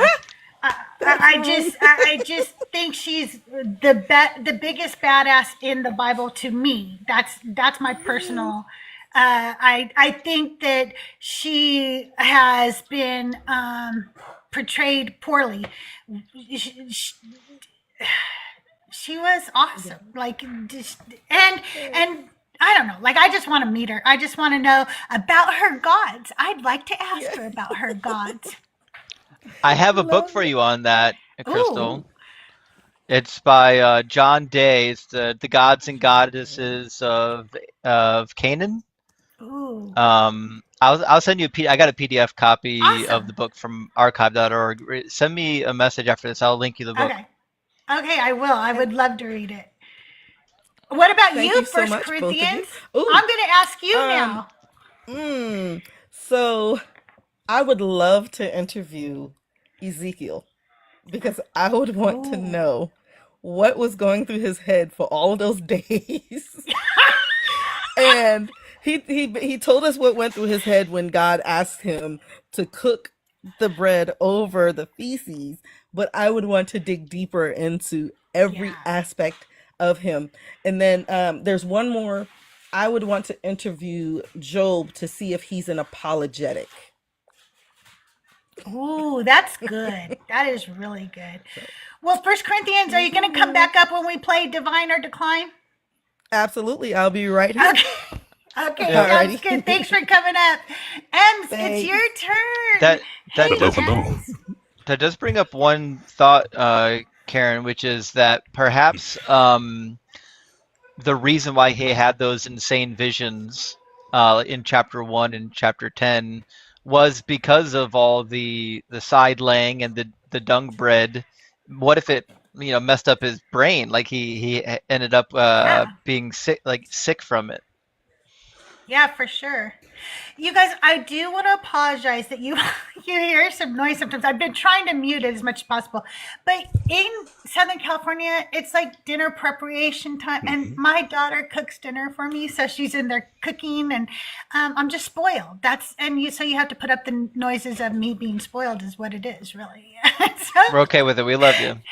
Ems, what do you have for Hello. us tonight? I hope all of you are doing well, and Dr. Joe, happy Tuesday. I did want to thank you first for the sense of community that Did I cut off? Yeah, the two questions Nope, were. I hear you. Yeah, the two questions were. The first one was, did you have a darkest moment in your journey, whether you were a believer or doing deconstruction? Did you have that moment where you would call the darkest moment in your journey? I did. So I know exactly when it happened too.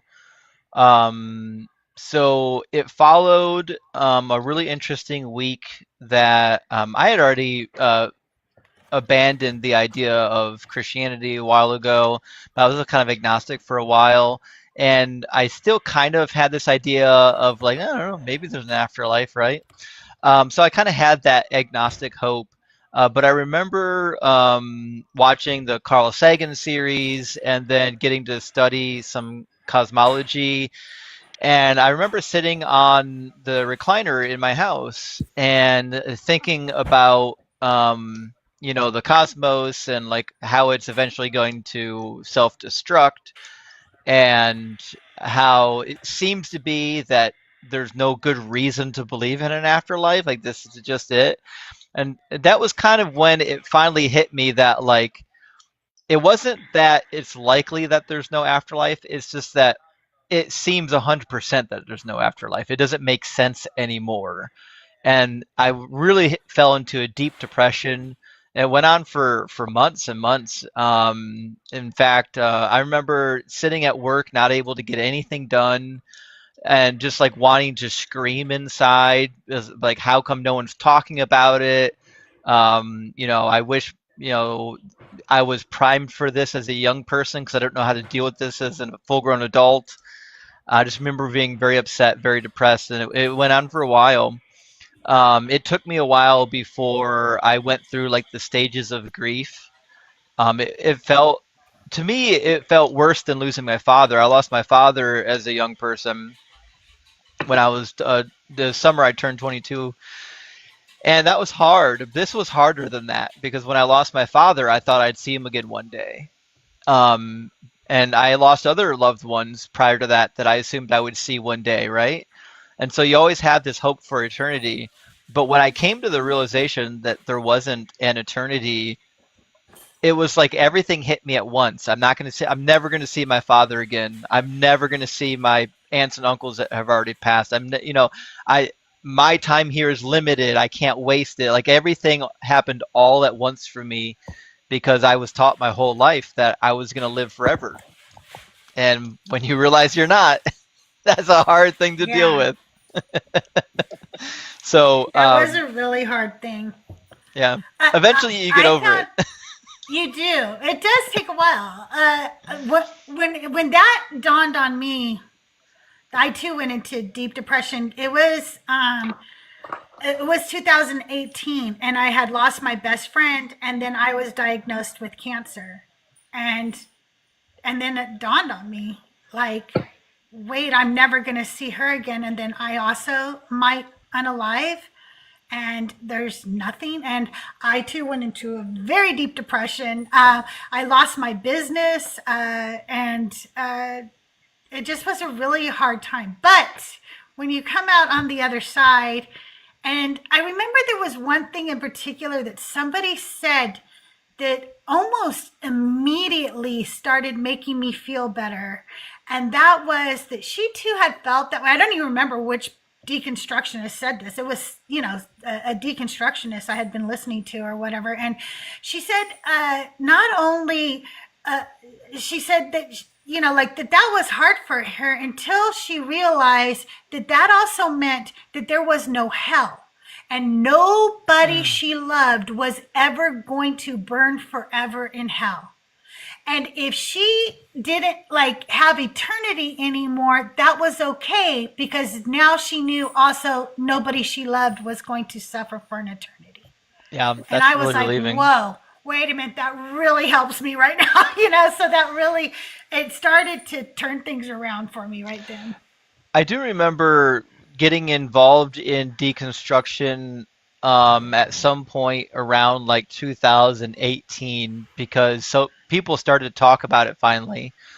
But I remember the moment where I started to feel like I could pick myself up again and really recover my life. And I was actually watching an episode of The Atheist Experience with Matt Delahunty, and there was somebody on the phone that was in real time coming to the realization that Christianity wasn't true and they weren't going to live forever. And it was difficult because they were doing it live on air. And you Yeah. can kind of hear it in their voice. And the person on the other line was just like, he's like, it just makes me so mad. Why aren't you mad? And Matt goes, I am fucking mad. I'm mad that I don't get to live forever. It pisses me off every time I think about it. And at that moment, I was feeling the same thing. I said, yeah, fuck yeah, I'm mad. This pisses me off. And I was just happy to hear somebody else say it. So I was like, you know what? There's a lot of people probably thinking it that aren't saying it. We should start saying it more often. So I got more involved at that point in, okay, how do you get out of this funk? How do you stop being mad? How do you move on? How do you get through this? And there's a path forward for that. And I want to be able to participate in that path forward.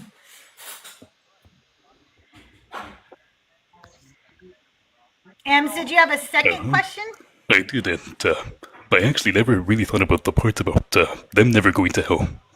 That is, I never actually thought about that, but yeah, my second question was, besides deconstruction, what do you think, or what is another thing or topic or cause that you're most passionate about? Well, I'll tell you the thing that I was really interested in before I really got sucked into the streaming, which was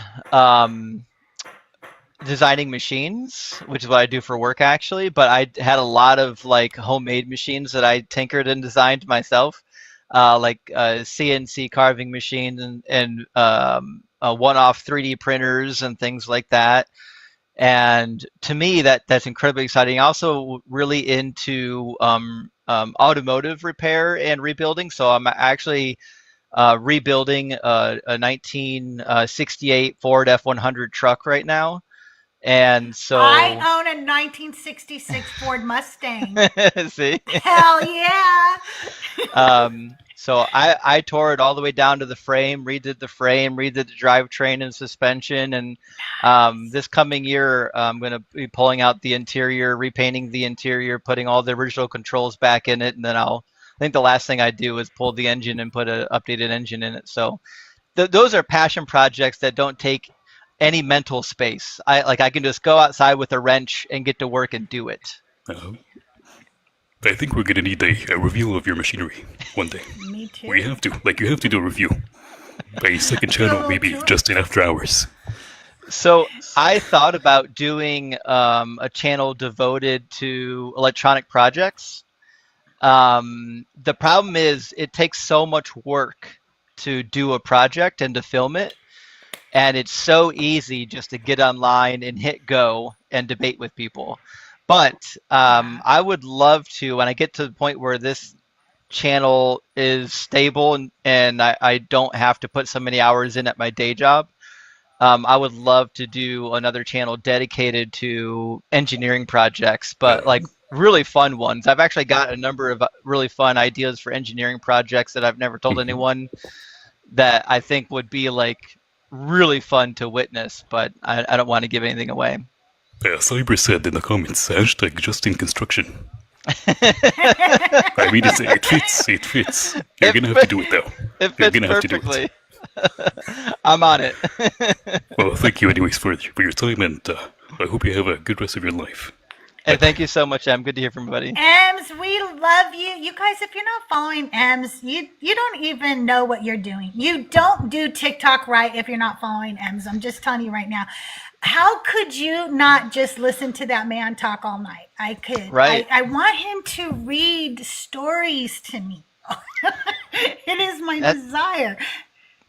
That's actually a really good idea. Like, I think there's a lot of people that would pay Ems to narrate books.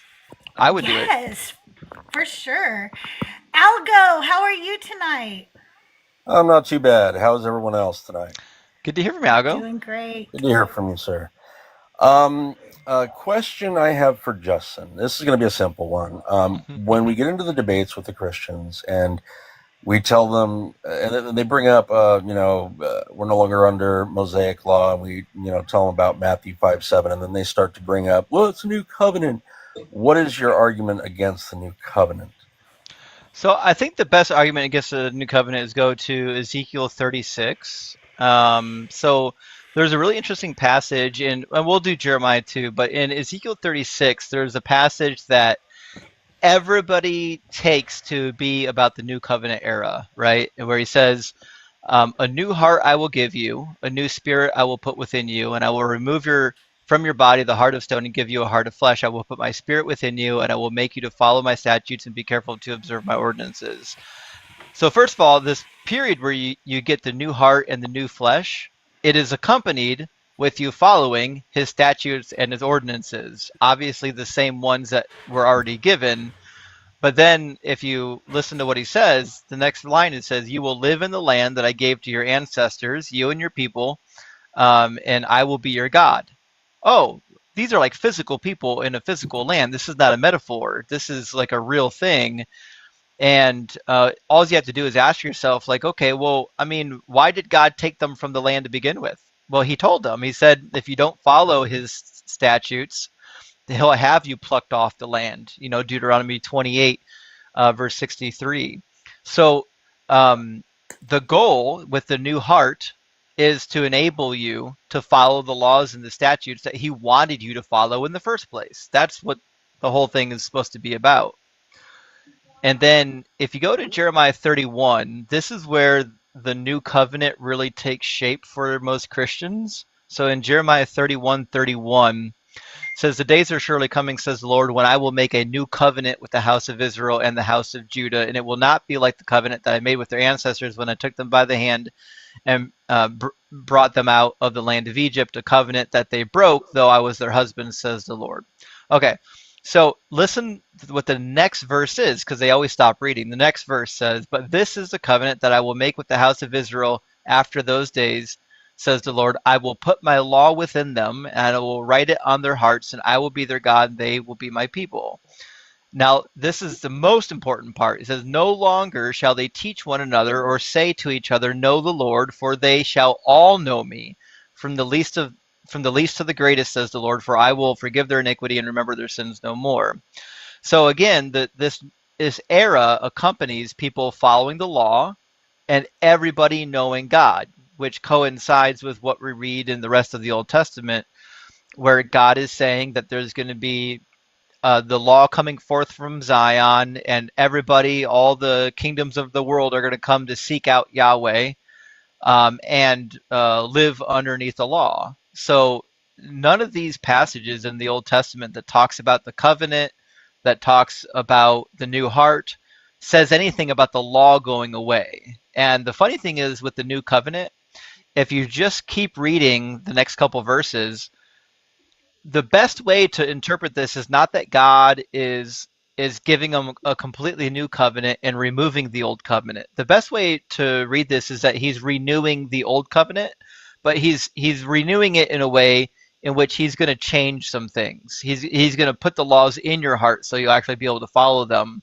Because he says in verse 35, "Thus saith the Lord, who gives the sun for light by day, and fixed the border of the moon and the stars for light by night, who stirs up the sea, and its waves roar. The Lord of hosts is his name."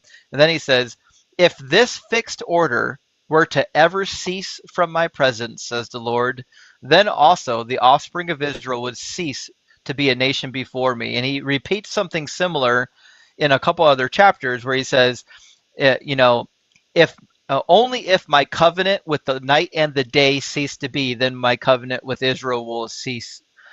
And what he's suggesting is that the covenant with Israel is forever. It just happens to be that the word for new covenant in Hebrew is the same phrase you would use for a renewed covenant. So it's very difficult to know if he's suggesting there's a brand new covenant or just a renewed covenant. But it seems to be that he's suggesting there's a renewed covenant it's going to be a renewing of the old covenant, but it's going to be different. But it's not going to get rid of the old covenant, because he tells you in Jeremiah on multiple occasions that he'll never get rid of the covenant he made with Israel. That covenant is forever. I'm sorry, what was that verse again specifically? Jeremiah 31 through 36. Thank you, sir. And then even if you, Jeremiah 33 is the other passage that says something similar. It says, "If anyone could break my covenant with the day and my covenant with the night, so that the night and day would not come at their appointed time, only then could my covenant with my servant David be broken, so that he would not have a son to reign on his throne, and my covenant with the ministers, the Levites."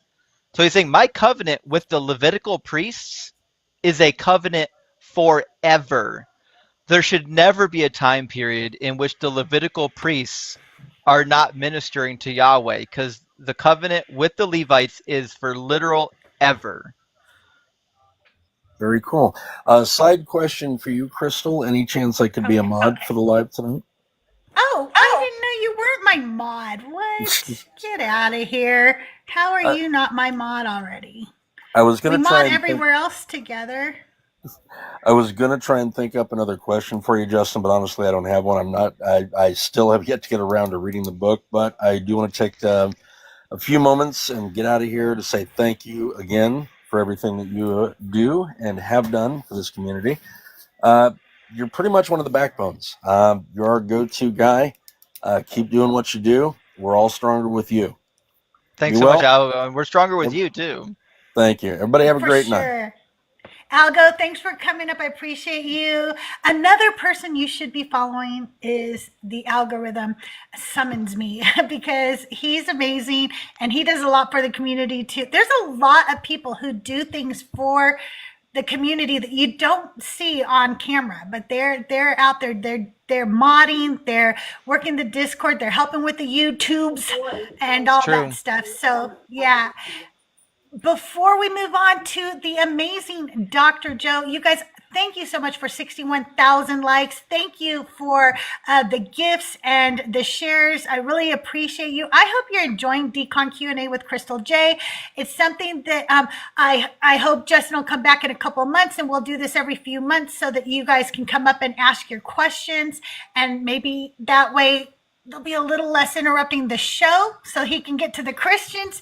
But if you can continue to tap that screen, I'd love it if we could get to 75,000 likes in the next 15 minutes. I also have a gift goal of the little lipstick I love you thing.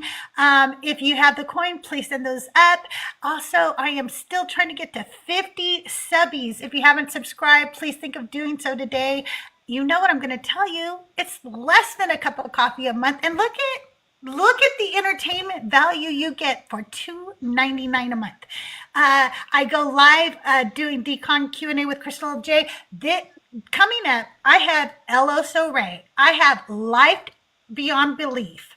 I have Board Agnostic, and gosh, and Nick Graves is coming up, and I have Thinker in the works and other great creators. So I'm bringing you the best, you guys. I'm bringing you the best, and you guys get to run the show. So make sure you're subscribed to me, and if you're on YouTube, please like and subscribe. If you're not on YouTube but you have a YouTube, go to my link and subscribe, please. I need to get to 500 subscribers. Dr. Joe, how are you tonight? Hey everyone. This hasn't been the best week for me, but that's okay. We'll do an aside on that one. So, Justin, as you can anticipate, my question is related to mental health. It's adjacent to what Earth asked you. I'm curious how your resiliency, stress, and coping skills changed after you deconstructed. Without a deity, things like awe and celebration and community, forms of mindfulness, prayer, and meditation, all of those things have neurocognitive benefits. I'm wondering how you shifted your coping. Well, I'll tell you the two things that help me to maintain my mental well-being. The first thing is working out. I have a dedicated workout partner, and we are on a regular schedule. And if working out for you is taking a jog or doing exercise bike or lifting weights, it's super, super helpful. It's really good for you mentally, emotionally, and physically. That has been really therapeutic for me. And then the other thing and I don't get to do it enough because I live in Ohio, but is spending time outside, especially when the sun is out.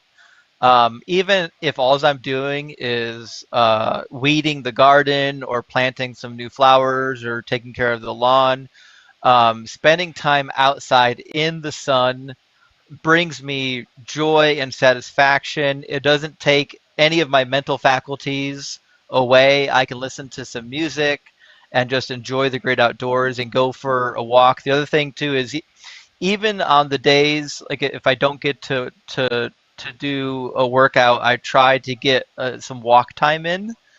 It helps me sleep. It helps me to relax. And so like those are kind of like my go-to habits to keep my head screwed on straight, because otherwise you can get really bogged down in doing stuff and forget to do things for your own self-care. But those are the things that I like to do for my self-care. And I find if I stop doing those, my stress level creeps higher and higher. And then, the top blows off. I do know. Yeah, I share a similar, I realized recently, because trying to keep my electric bill down last summer, that I was very, very sensitive to needing natural light. And so as it gets hotter here, I'm going to have to be super intentional about making sure that even though it's going to be dark in my house, I don't want to pay $400 a month for a 973 square foot cooling, but making sure that my mental health doesn't take a dip down. Absolutely. Dr. Joe, do you know you can get light bulbs that actually have the same, I might use the wrong word, don't laugh at me, Justin, light frequency or whatever as natural light? I did not. I will look into that. You can. I've had to get those for my husband because he gets seasonal depression, and having natural light bulbs helps with that. Awesome. Spectrum was the word I was looking for. I knew I was going to say the wrong word. And Justin, to dogpile on all of the accolades you're getting, I wanted to thank you for being the backbone and catalyst of this community. And as we've grown and matured and been like brothers and sisters at times with conflict and with rupture and repair and all of that, I also wanted to offer, as you apply for your next academic adventure, if you need a referral that would benefit from any of my titles, I'd be happy to speak to your diligence and scholarship and character. So I'd be happy to do that. I would certainly appreciate that. Thanks, Dr. Joe.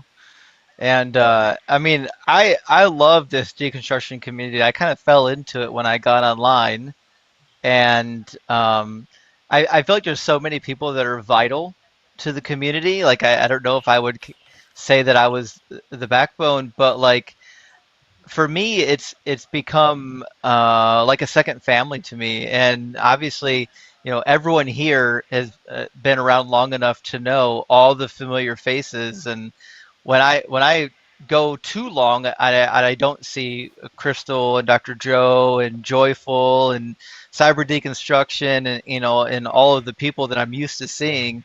You know, I miss you guys. Yeah, same. Thank you, everybody.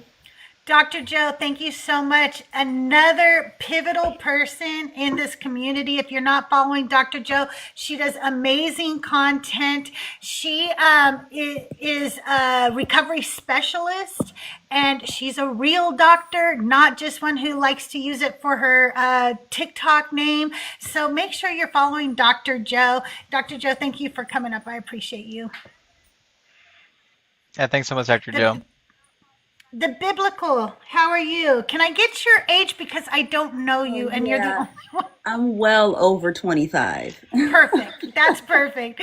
Did you have a question for Justin tonight? Well, first of all, this is my first introduction to you, I believe so. So hi, Miss Crystal. Yes. My name hi. My name is Ashley. Hi, Ashley. Thank you. Nice to meet you. Mr. Justin, thank you so much for your contributions to this community. I stumbled upon your channel after going on like a snowball effect of deconstruction. And I've already been like sort of deconstructing with unconsciously for like a couple of years. And so I've been binge watching your stuff, and my children will hear you in the background and be like, oh, you're listening to that guy again. Oh my goodness. But you keep me laughing. But I do have a question. So what are your thoughts about like magic and divination? I'm the same lady from FD 1111 Ministries on YouTube. Yeah. So that's my thing.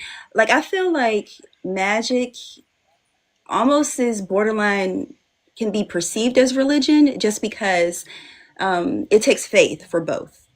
Or like, would you think that could be the case? What are your thoughts about that? Yeah, that's my opinion. So, like when we talk about magic, I think typically we think of things like tarot cards or like crystal healing, things like that. To me, those are all forms of spiritualism, because like in tarot cards, you're assuming, and I could be wrong, but you're kind of assuming that like the act of doing the tarot cards, that there's like divine or spiritual information being communicated or causing one card to come up versus another card.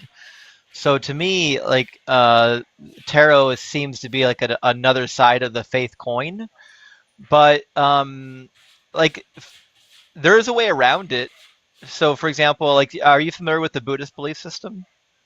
Somewhat, not really S- real diverse. So they don't like believe in a creator god like the Abrahamic faith, but they do believe in like spirits and things like that.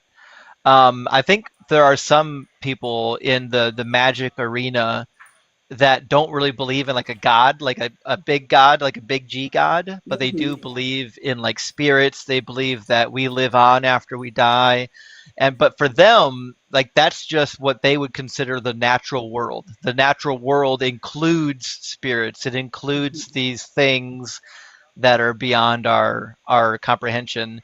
So like there are some people who believe that. Now I don't believe any of that stuff. I don't believe in spirits or anything of that nature. So to me, I think it's all just kind of woo woo. But for some people, it makes them feel good. Like my sister is into the woo woo. I got a sister who will burn sage if she feels like there's a the wrong draft in the house, you know. You'd be my bestie. And We'd be but you burning know some what? sage together. It makes her feel good, and I'm okay with that, you know. Well, it does smell really good, though. It really does. I like It does incense. It smell does good. smell good. Yeah. Yeah. Like so. Well, with the tarot cards, they have symbolism. The one thing that I still teach from the Bible, but I take the more mystic approach to the Bible. I like symbolism, alchemy, astrology, Mhm. even herbalism, because you can find like herbalism references in the Bible. And Yeah. that's what I really, you would categorize magic along mysticism too. What are your thoughts about mysticism? Do you differentiate the two? To me, mysticism is like the same thing as magic. It still depends, like the functionality depends on the spirit realm for it to work. So to me, it's all kind of the same. But I would encourage you when it comes to like divination and mysticism, like it appears to be biblical. It is, definitely. um, if you read in the Old Testament, you know, God does command them to cast lots and Hmm. to use the Urim and the Thummim to divine the will of God. So God seems to be of the opinion that you can do some type of divination. If you read the Apocrypha, I forget if it's Tobit or Sirach, but in one of those two books, they engage in liver reading, and Hmm. liver reading is an ancient form of divination. If you've, Divination, yeah. yeah. Intro. So there is some idea, even in the Bible, that you can understand the natural world somehow through divination, and even you know, King King Saul drew up the ghost of Samuel Yeah, through yeah. divination. Through the Witch of Endor, the Ob of Endor. Yeah. Hmm. So like, okay, what about energies? Like, what I mean by energies, science, like in the atmosphere, things change. Like, for example, before the storm comes, the atmosphere starts to change. I don't know if you categorize that as energies or like elements. Elements could be possibly categorized as energies. I don't know if I'm stretching it here or Yeah, so when we start talking about energies, you're now in my realm of education as an electrical engineer. And so in when we talk energy is one of those weird words that I don't think a lot of people fully understand, but like energy isn't like a really it's not a thing that actually exists. It technically is just a measurement of something. So you're measuring like the velocity and the position of something, and we just refer to it as energy. So like you can't touch it, like you can't Mhm. transfer it, but we have to talk about it as though you can, or else it's impossible to do engineering work. So like we talk about moving electricity, and we talk about electricity as though it is an energy, a thing, but that's not technically how energy works. So like when we talk about energy in the atmosphere, I think we're talking about it wrong. It's not that there's an energy that actually exists. if the atmosphere has energy, it just means that there are molecules in the atmosphere that are moving and they're coming into contact with us. So like even when lightning strikes, the amount of energy in the atmosphere is, it's higher. Like we can calculate it. Like we know we need a certain amount of energy to create plasma, which is what lightning is. But to say that we could feel that energy, I think is different because we don't have receptors that can really feel that energy. But I would say this, we can feel other things, like we can feel the wind, we can feel even the barometric pressure.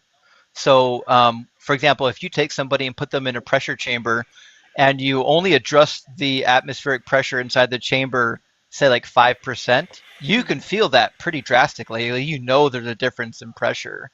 And this is one of the reasons why like some animals are so good at sensing when storms are coming, because the atmospheric pressure seems to be adjusting ever so slightly. So I understand though. I understand like the idea of like when we feel a certain way, we want to attribute it to like a vibration or an energy, but I don't think when we actually look at how those words are used scientifically, I don't think they pair up to how we're using them colloquially. Okay. And I do have one other thing. You, like several nights ago, I asked if I could send you a copy of my book. And then I believe it went so fast. I believe you said, look in the link in the bio for email, I think. And I was going to look. I didn't see it. I don't know if I'm overlooking something. In my YouTube channel, if you go to the information for my YouTube channel, you'll see an email address there. Okay. It'll be justin@deconstructionzone.net. And you'll be able to email anything you want over to the address. Okay, thank you. Yeah, my book is about magic and divination, but it is biblical. I would love to read it. I thank you so much. I thank you guys both, and I will continue to support and follow you. I really appreciate everything that you're doing, and I will follow you, Miss Crystal, as well. Thank you. Ashley, thank you for coming up. We appreciate you. Do you need me to let you down, or do you know how to do that? You know what? You're my first call in, so I think I may need some help with that. I will let you down. All right. Thanks, Ashley. Before you talk, Jacer and Julius, can I get your ages for TikTok purposes? Because I don't know either one of you. You have to unmute. Do you guys need me to send you an invite? Julius, how old are you? I'm 33. Okay. And Jason? 34.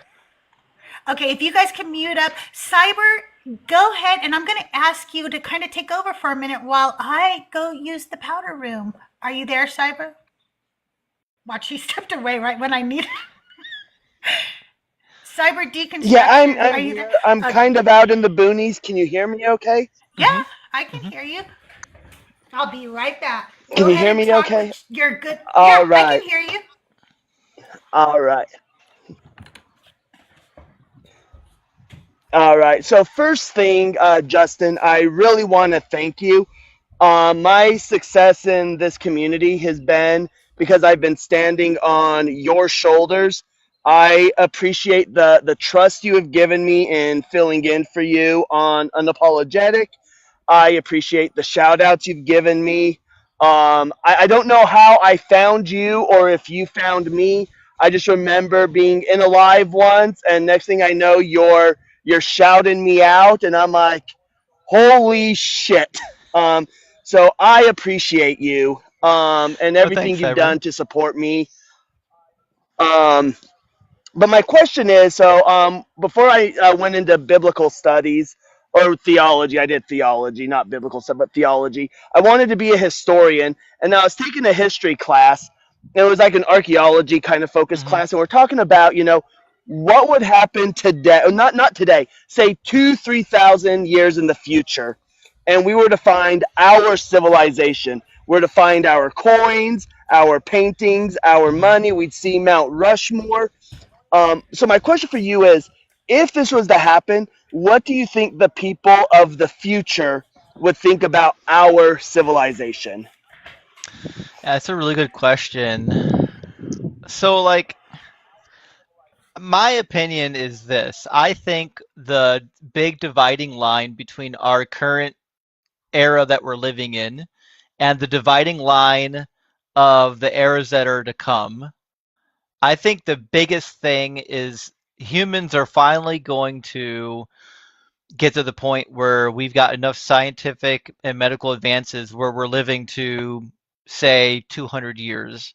Now, there's a lot that has to happen before we get to that point, but for example, I think they're going to look back and they're going to pity us. They're going to think that we're primitive, that we live these short lives, and they're going to say, "Oh man, I'm so glad we didn't live back then when you could just randomly die of cancer, or you could be born with anemia and get cut the wrong way and bleed out."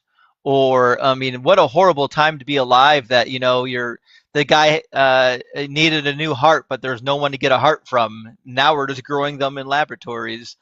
I think they're going to look back on our society currently and think that we're incredibly primitive from a medical standpoint. I don't, from a technical standpoint, I don't think they're I don't know what they're going to think. It's hard to know what's going to happen electronically. I mean, what we're going to master things like long range teleportation eventually. I know it sounds crazy. It's going to happen though. Quantum teleportation is real. It's going to happen. AI is going to get to the point where it's actually intelligent. Like it doesn't seem like just a bad version of a program on the internet. I don't know how much those things are going to matter when they look back on our society now. Like, I don't know if they're going to look back and say, oh, their AI sucked back then. It's so great now. I think the things that they're really going to pity us for are the fact that we're still fighting each other in wars, or like literally bombing each other, and that we had such short lifespans. I think in the future we're going to get to a point where countries are relatively at peace. People are stable. They're not hunting for oil across the globe and blowing people up when they find it, and they're not worried about oh, if my kid gets born with only one good lung, is he going to survive till age 12? No, of course not. We got another lung over here in the laboratory. Let's put it in him. Thank you. I appreciate it. And again, Justin, I appreciate everything you've done to help me out. And I appreciate everything you've done to support all the creators in this community. That's all I have. Thanks so much, Cyber. Yeah, and I love watching Cyber's lives, guys. If you haven't followed Cyber, make sure you drop him and follow him. You really need to follow Cyber. We're talking about somebody who knows Judaism. He knows the Bible. He knows the Book of Mormon. And now he's studying the Quran. He really brings an interesting look to everything that he talks about. I really love watching Cyber's lives. He's usually on late at night. He's a part of the Deconstruction Junction. So if you haven't joined the Discord, link is in my bio, absolutely free, and we're all on it. So why aren't you? I'm just saying. And all right, Cyber. On quantum teleportation, it's important to recognize that we're not talking about living objects. I don't think quantum teleportation is ever going to work for living objects, but for inanimate objects, it's going to be happening. Hey, Jacer. Did you have a question for Justin tonight? I sort of. I do. I just want to mention I was watching Cyber Deconstruction last night. He's fantastic, and happened to get one of those gift subs from like Mother Goose. So if you're here, thank you so much. That's very sweet. Justin, I just wanted to say, as a a member of the tribe like Cyber is, I really appreciate the way you talk about the Bible. For like full context, my father and mother are both HUC trained. My father's a rabbi. Mother has a master's degree in Hebrew education. She likes to say that she actually had to learn more than my dad did because she had to learn everything from the Bible plus all of the Hebrew grammar to be able to teach it. Right. And growing up in that house was just incredibly interesting because you have a world where I went to a Jewish day school where they had to kind of teach you the things that the most religious people needed to learn, but on top of that, had to teach you everything in a secular way as well, and was excellent education. So you're constantly dealing with this, like, well, what do I actually believe? What is real? Like, I'm learning about the Big Bang, in my science class, and then I'm doing prayers in the morning and learning about the Bible to the point where you're thinking about, oh, maybe the Big Bang was God blowing a piece of bubble gum or something, right? Like, Right. you create these things in your mind. But I just wanted to say that I really appreciate what you do, the way you talk about the Bible. You inspired me to jump on my very first kind of like live stream today and walk, a priest, kind of a uh, someone talking about Isaiah 53 and not understanding who the servant is, and that the Mashiach they're talking about there is Cyrus, and that's it. Like Yeah. it's really helpful. It's inspired me to look back through the Bible. I'm an atheistic Jew. We're one of these people who just go around, and we're Jewish because we have nothing else that we can be, because no one will let us be anything else. And it's a struggle. So I do have a question, and I'll stop rambling. This is a question that is kind of posed by my mother, which she finds to be kind of hilarious, which is kind of in this transitional period of right around the destruction of the temple. So you have the character of Jesus, who is, against, the temple system and the sacrifices as they are, and is advocating for kind of what seems to be a more personal relationship with God, with the same as a lot of these other Galilean rabbis that we've now archaeologically discovered these communities. And what happens to Christianity right after is they immediately adopt everything that the temple system was doing. They create these giant cathedrals, have the Pope and all of these, church fathers who know more, who keep everything, away from the people, and have a system for 1,000 years where it's exactly what Jesus was fighting against. Meanwhile, the Jews take on a system of a personal relationship with God because there is no temple anymore. They have to find God within their own communities and their own things. And the irony is a thing that makes my mother chuckle a lot. And I was curious about your opinion on that take, and if you've ever pointed that out or thought about that as a problem for Christianity and how it developed.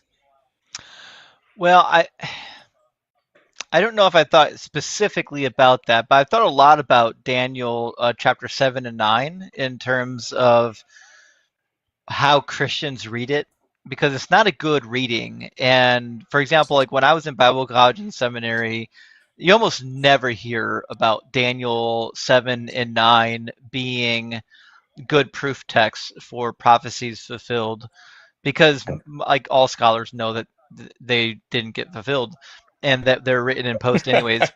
But the biggest problem with these two passages is they both are promising that at the end of this time period, when this everlasting kingdom comes, that there's basically going to be world peace, and there's going to be a Messiah, Right. and all these things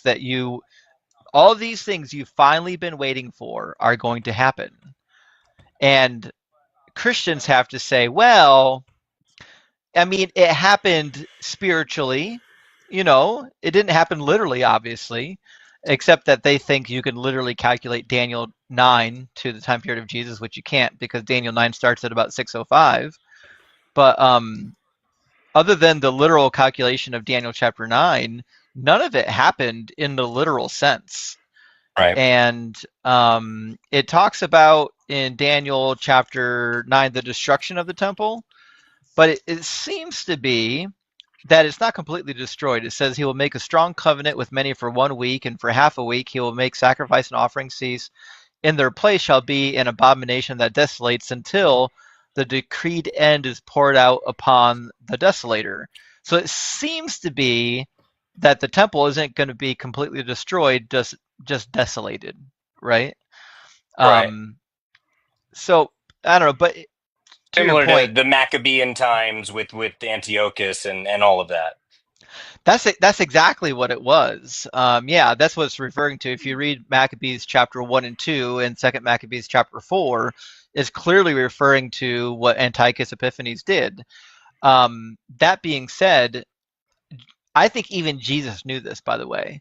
I think even Jesus, the way it's written in the Gospel of Mark, is suggesting that Daniel was already fulfilled prior, and it's going to be fulfilled a second time when the abomination of desolation gets set up by the Romans, because Jesus says, when you see the armies surrounding the city, head for the hills.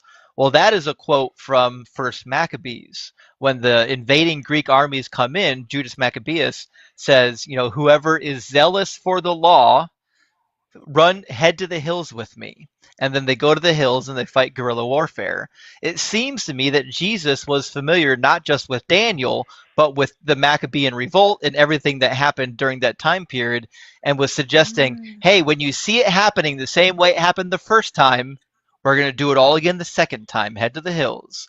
And so this seems to be a popular Jewish opinion, because even in Josephus' Antiquities of the Jews, book number 10, Josephus even says that it was prior fulfilled in Antiochus Epiphanes. And so it seems to be that most people understood that if Daniel 9 was going to be fulfilled a second time, or that it was going to be fulfilled, it would have been a second time. Most of them, I think, understood that it was talking about Antiochus. The problem is that Jesus has to find a way to integrate Daniel 9 with Daniel 7, and he can't do it, because he's not Daniel 7. He doesn't come riding on the clouds. He says he's going to come back riding on the clouds and bring in the everlasting kingdom, but he never does. But to your point with the Catholics, sorry about the diatribe, the fact that in the Christian view, the temple needs to be destroyed so that it can be replaced with the kingdom. And then the first thing that the Catholics do is they build these elaborate cathedrals and temples, and then They wear kippot. They do the whole thing. They've got the same costume as the high priest. They do it all, man. They've got the incense going. Yes, they got the incense burners. And if you go back in Catholic history and look at how they designed the cathedrals, they designed it to mimic the Temple of Solomon. Yes. So it's like the cubit. Yes, exactly. So it's like, what, guys? Your whole thing was that the temple needed to be destroyed, the sacrifices needed to be done away with, but now, like, we have to build this new temple and fill it with all these symbolic rituals that mirror the original rituals. Like, I thought the original rituals were supposed to be done away with. Why are we trying to symbolize? But the reality is, all of Christianity rests on these real traditions in real places by real people being replaced by spiritual fulfillments, spiritual things that just mimic the original. They're just types and shadows of the original. And it's just, to me, it's like when you give a toddler a little plastic hammer and a little plastic drill, and he runs around following daddy, thinking he's helping daddy fix the house. That's what the Christians have been doing with the Jewish scriptures. Thank you. I completely agree. You'd make my mother very proud with that take. I just wanted to add one other thing, which is, and then I'll happily head on down, which is just regarding Messiah and Mashiach. When I was in school and we had Orthodox rabbis teaching us about Mashiach, and I do want to see, you talk to Tovia about this at some point, because I've enjoyed the videos that you did with him and learned a lot from him as well. But, I had asked my parents, what do we think about this Mashiach thing, and, in this Reformed community, for us, the idea of Messiah is it's not about a person who's going to come and save us, right? Right. Like, the truth is that, a world that is at peace is only going to come about when, we all work together to make it that way. We do acts of loving kindness every single day to make the world a better place by treating people the way we want to be treated. That we have to make the world a place that is ready for such a person to exist, right? And that's the difference, right? If you're gonna believe this kind of thing, but not, make the world nicer and better in that way, you're not actually reading what you should take away from it. I think we'd agree. And I think this channel, I think everyone here, I think you're all doing that work, and I really appreciate it, and I'm here for the whole ride. I love it. Thank you. Well, thanks so much, Jason. I appreciate getting to talk to you.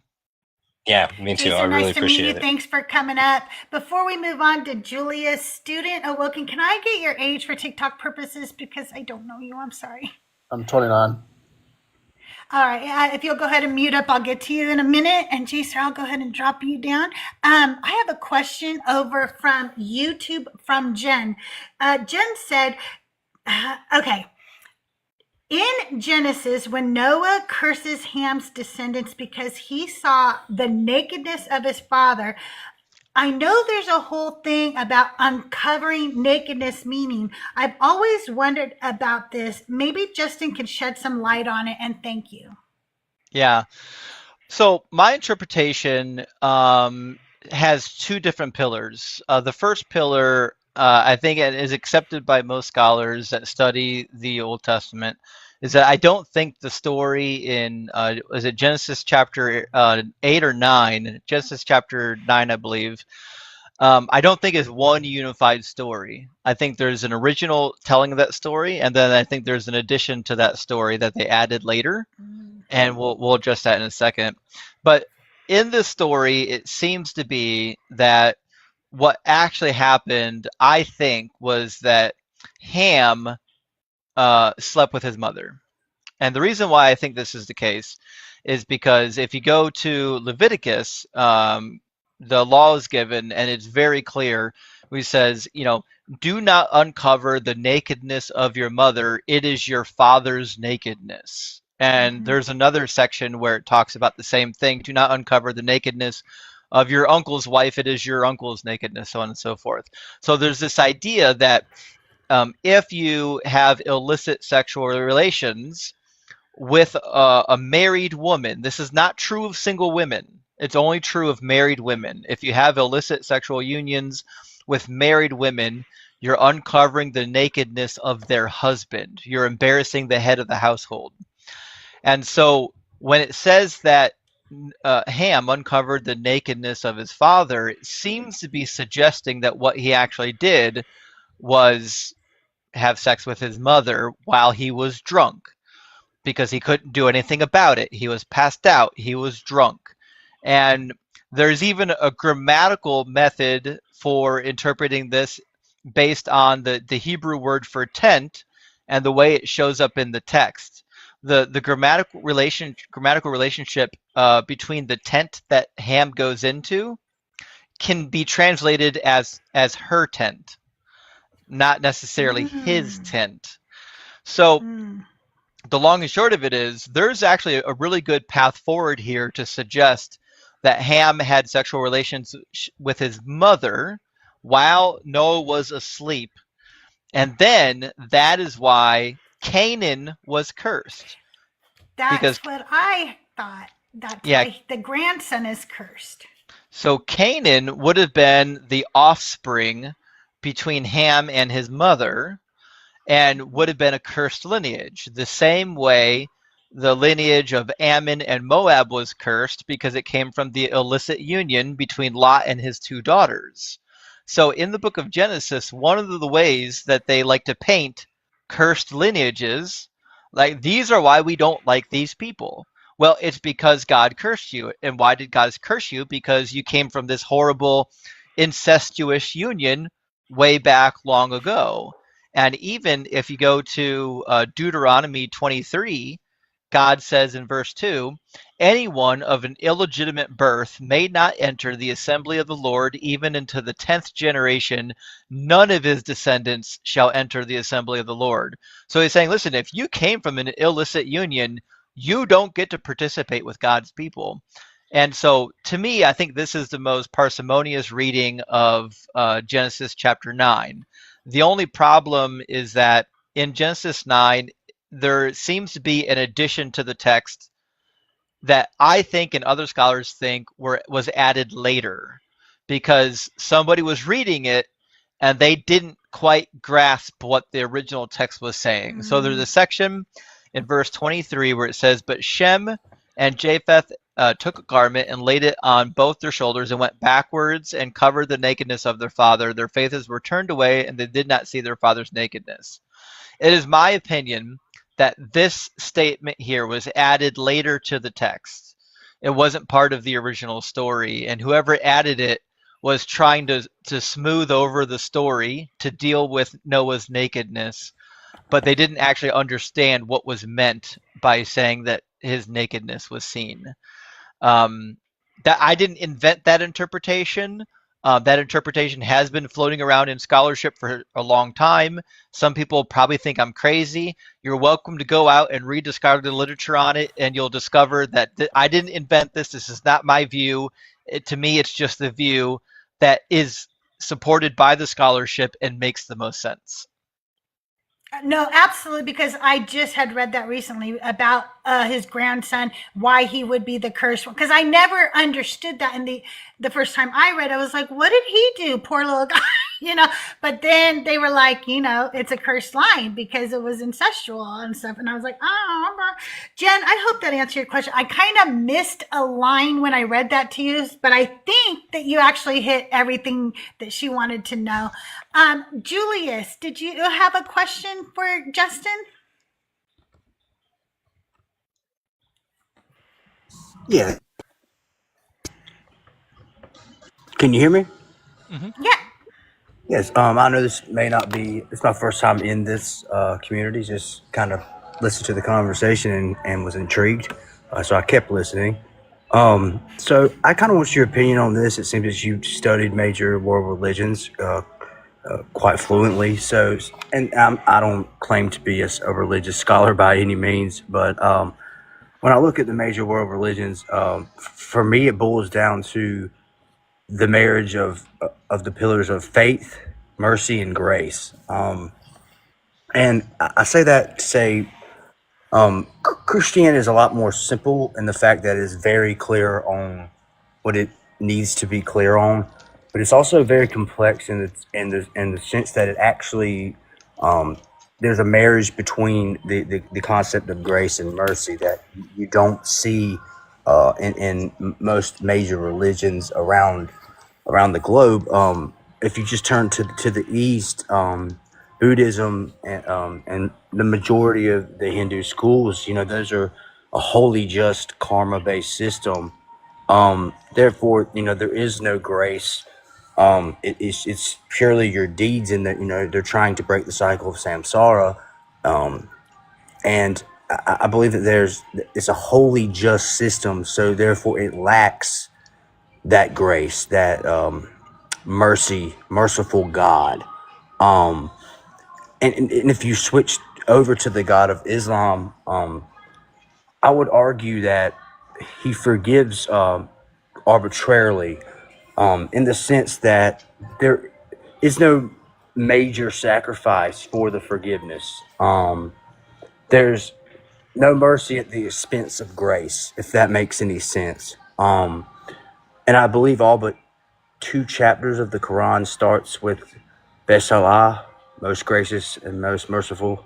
But there is a marriage. I'm sorry, can you hang on one second? I don't know who brought Minnie up because I didn't bring Minnie up, but Minnie, can I get your age for TikTok purposes?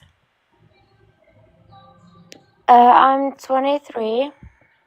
Okay, Minnie, this isn't a discussion tonight. We are doing a Decon Q&A with Deconstruction Zone Justin. He is... Oh, yeah, I have been with him, and I'm not a Christian but that's why anymore, so I don't believe I'm in here yet. So basically, I gotta go. I understand. Okay, yeah. It's not a conversation Yeah, but tonight. I understand. Okay, I'm sorry. Mods, please don't bring people up on the panel. I'll bring them up when I'm ready. I'm really sorry about that interruption, but she was asking if she could respond to Julius instead of you responding to Julius. And I wanted to let her know that's not how we're running things tonight. Go ahead, Julius. I apologize. Oh no, you're fine. And I see when I study Christianity that there is a marriage between that mercy and grace. And through the sacrifice of Jesus Christ and taking on death and sin in the grave, you receive heaven and salvation, which is grace. Well, let me ask you a question. Yes, go ahead. Why did he have to do any of that? Why did he have to do any of that? Yeah, because it seems like he's just providing the solution to the problem he created. Well, you know, when you think about it, he knew he had to come down here and live a sinless existence in order to bridge the plains, and us, because he knew as fleshly beings we're not able to conquer sin. We are not perfect beings. But why do we need to be perfect? I never said that we had to be perfect. Well, I guess I don't see why being imperfect is a problem, right? Oh no, I'm not. That was not what I was stating. That's not what I was saying at all. Well, I guess what I'm suggesting is that Jesus' act of mercy is superficial because he's the one that's sending us to hell for being imperfect to begin with. Like, all he's saying is like, hey, listen, you know, if you love me and you accept my sacrifice for you, then I won't do the thing that I was planning on doing to you, even though you couldn't help it. Like, no man can be perfect, and if we're not perfect, we go to hell. So it seems like a superficial mercy to me. It's just absolutely.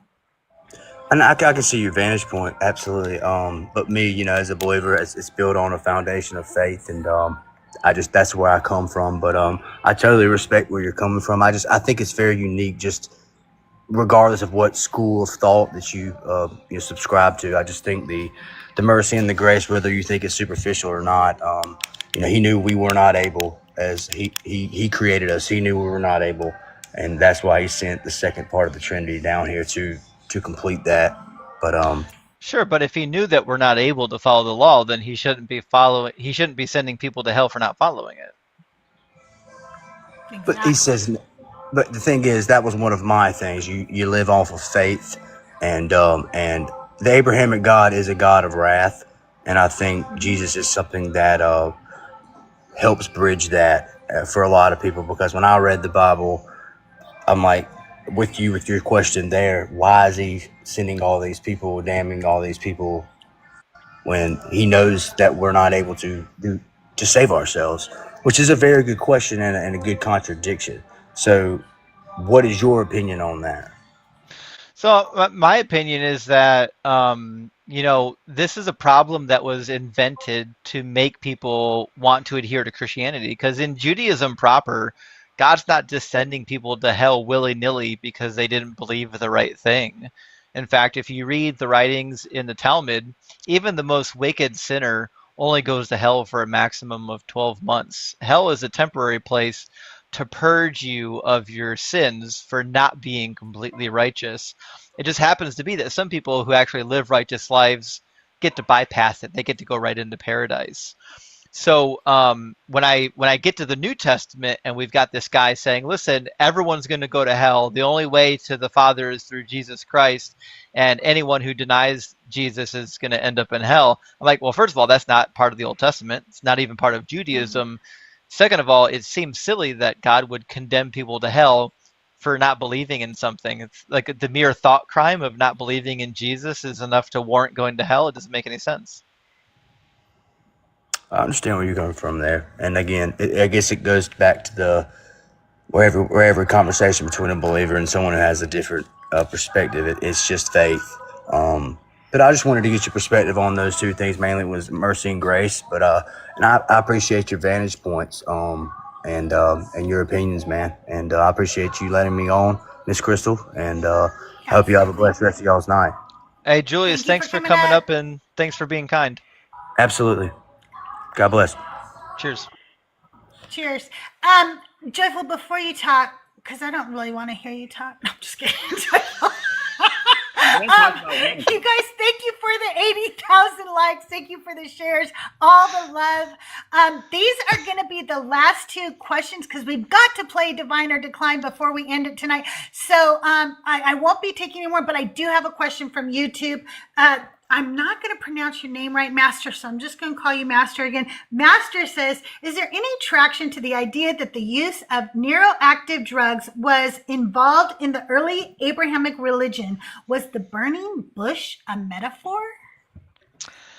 Well, I don't know if the burning bush was a metaphor, but there were 100% psychoactive substances that were being used. If you look at the temple that was excavated at Tel Arad, walking into one of the inner sanctuaries, you find an incense burner on the left and on the right. And inside you have the standing stones, which represented the gods. Those are your idols. And a couple things are interesting at that temple. One, there's two standing stones, a male and a female standing stone, probably for Yahweh and his Asherah. And then there was two incense burners, one for Yahweh, one for the female deity. And on the incense burners, they found resin. Resin is what happens. It's like the leftover of certain substances once you burn them.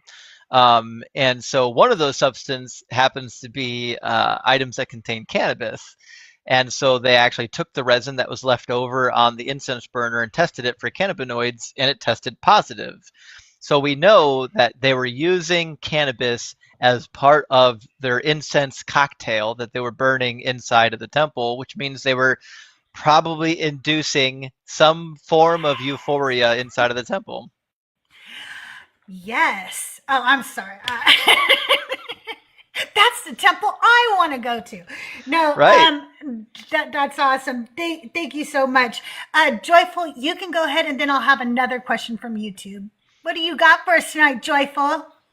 I have one question for Justin, and this is something I've wondered for a while, and I know I can text you, but it's going to be funner on a live. So do you believe in the historic Jesus based on evidence or just on scholarly consensus? I would say on two pillars. I'm okay accepting the scholarly consensus because here's my opinion on scholarly consensus in terms of history. Having gone through the educational process, when I sit into a class and I read the literature and I listen to the professor, it's abundantly clear that they've developed opinion that is based on mountains and mountains of research that I will never have time to do myself. I won't be able to do it. I don't have time for that. Everyone has a specialty, and that's not my specialty. That being said, I'm willing to defer to the historical experts on this matter because they've done the research and they've been doing it for decades, and they've been engaging with all of the opposing research as well. So that being said, that is very important to me. The second thing is, I think the reason why the historical Jesus makes sense to me personally is for a couple of reasons. One, because I don't think the Jewish people that were opponents of Jesus had a reason to write about him unless he was real. And they don't just write about him in the Talmud, they write like snide remarks about him, which means they just didn't really like him at all. Like this was a person they didn't like. And early opponents of Jesus wrote about him as though he was a real person, like Celsus, Julian, Porphyry, people like that. No one was questioning whether or not this was a real person. That wasn't a thing. It wasn't until much later, way later, where anyone got this idea that mythicism could be a thing. And then I would say, like, we've got a lot of sayings in the Gospels as well that don't make a lot of sense if it was invented by somebody later. There's a lot, for example, if it was invented by the Romans, there's a lot of anti-Roman propaganda in the Gospels. If it was invented by the Jews, there's a lot of anti-Jewish propaganda in the Gospels. The Gospels appear to be an amalgamation of multiple sources, and they don't speak glowingly about anybody. But if it was manufactured, if somebody did manufacture the Gospels, I would expect that they would favor somebody. They would favor the Romans, or they would favor the Jews. There'd be a positive message in there somewhere where like, hey, don't talk bad about so and so. I don't really see that in there. It reads like any other collection of ancient texts where somebody said, I'm going to compile these resources, I'm going to put them in a larger work. It's not going to be unified. If you read the Gospels, they're not very well unified. The order doesn't make sense sometimes. They're out of order if you compare John to the other Gospels.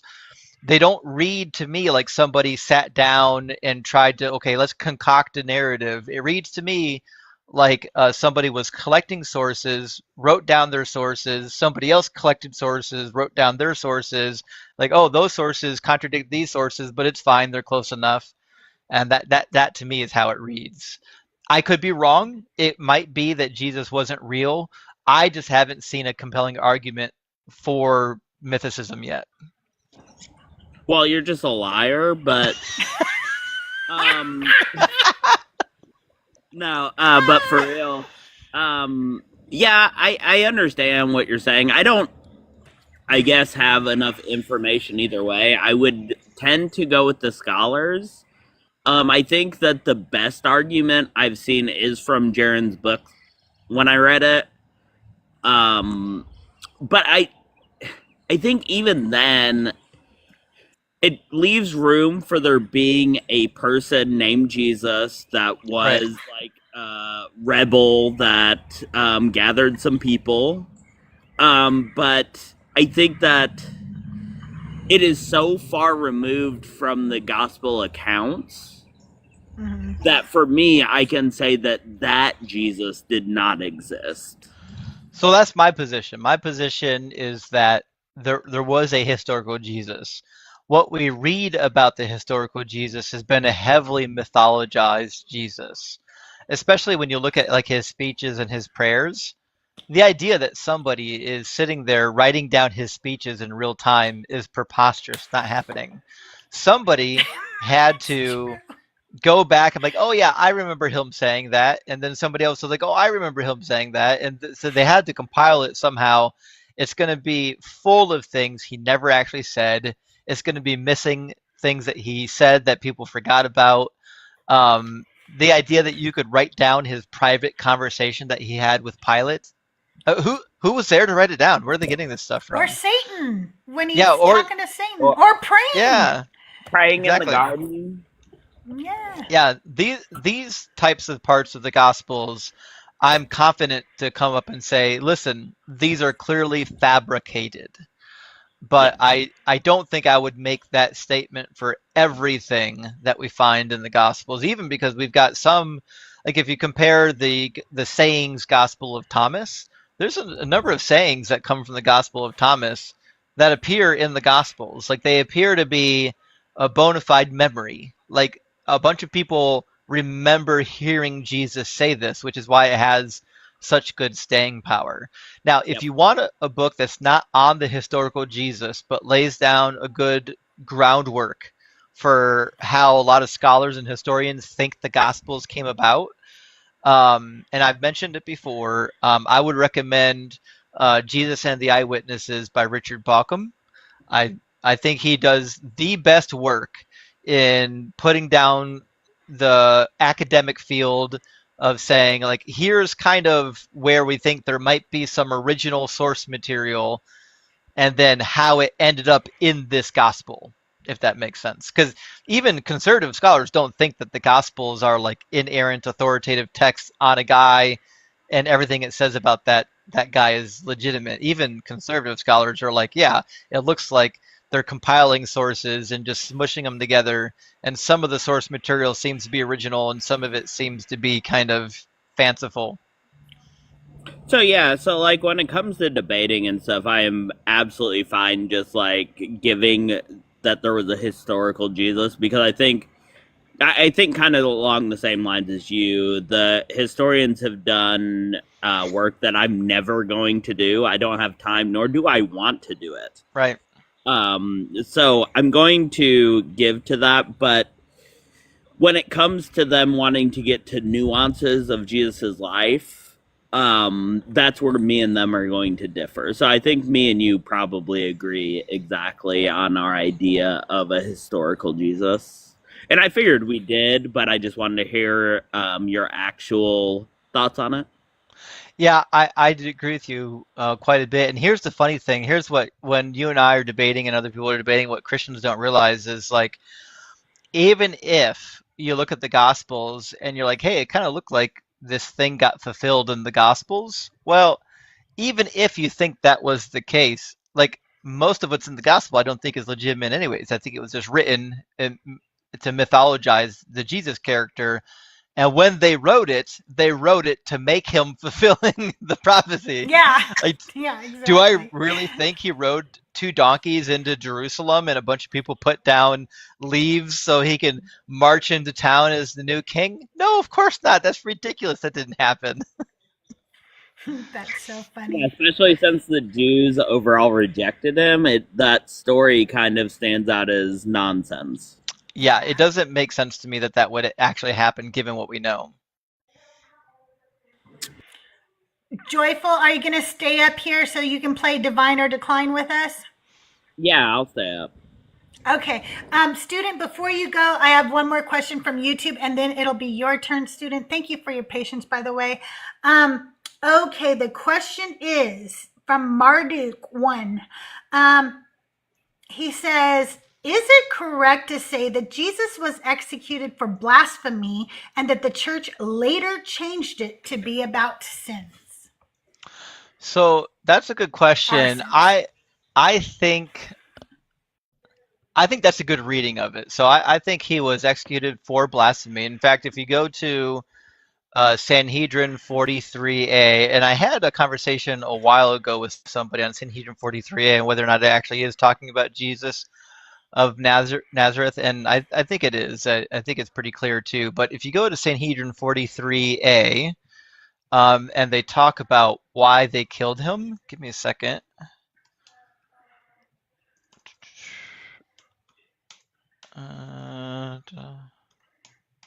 There we go. While he's looking that up, deconstruct with me. You can request up now. So it says in Sanhedrin 43a, it says, the Gemara asks, if that is so, what did they do with the words in the verse, and they stoned him with a stone? And these words appear to be so blah, blah, blah, blah, blah, blah, blah, blah, blah. Blah, blah, blah. Oh, sorry, wrong second. There's a bunch of stuff about stoning in here. I want to grab the right one. But there's a section in Sanhedrin 43a where they talk about why they stoned Jesus, and it was because he was leading the people. There we go. It says, Jesus the Nazarene is going out to be stoned because he practiced sorcery, incited the people to idol worship, and led the Jewish people astray. And so my understanding is, the idol worship being referred to here is blasphemy, equating himself to be on par with God. So Jesus is the false idol according to the Jewish people. Okay. Well, I think that answers that. Student, you can come off mute now. Did you have a question for Justin tonight? Yes. First of all, I had to say I'm a big fan of Justin's. He's very knowledgeable in prophecy, and that's a common interest I have with him. Maybe I can talk to him about that sometime. My question may not be in your area of focus, but I'll go ahead and just throw it at you.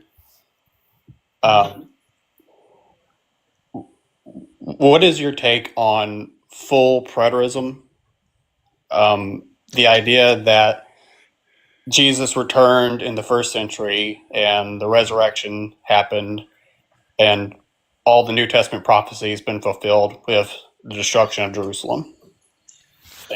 So I think full preterism requires also that the Old Testament prophecies has all been fulfilled as well.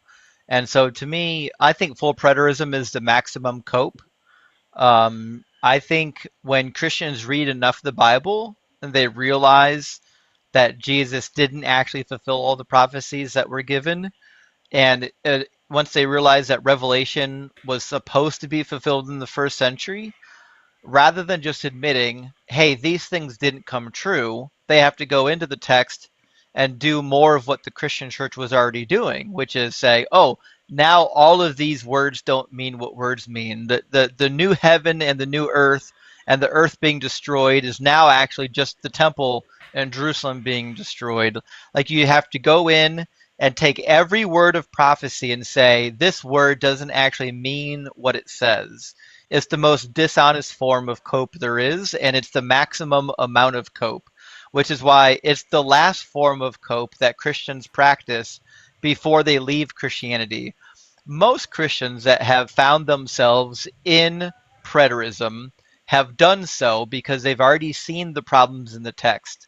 And rather than say these are problems, they're saying, no, I can change the meaning of these words and make the problems go away. And as long as there's at least a tenuous connection between these words and how they get used somewhere else, anywhere else in the text, then I can say it's a fulfilled prophecy. But any even small amount of examination at the passages will show you that they didn't get fulfilled. Like Matthew chapter 24 connects to Matthew chapter 25.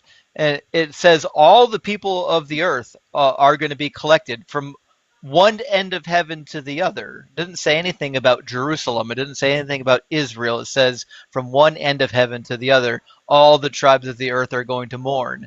And when that happens, when this day comes, also Jesus is going to come back and judge the world, Matthew chapter 25, but he didn't do any of that. And so then the person in preterism has to go back and say, well, shit, how can I make Matthew 24 and 25 somehow sound like 70 AD? Well, it certainly can't sound like 70 AD, because if the new heaven and the new earth came in 70 AD, we've got a huge problem, because it says there's going to be no more pain, no more suffering, no more tears.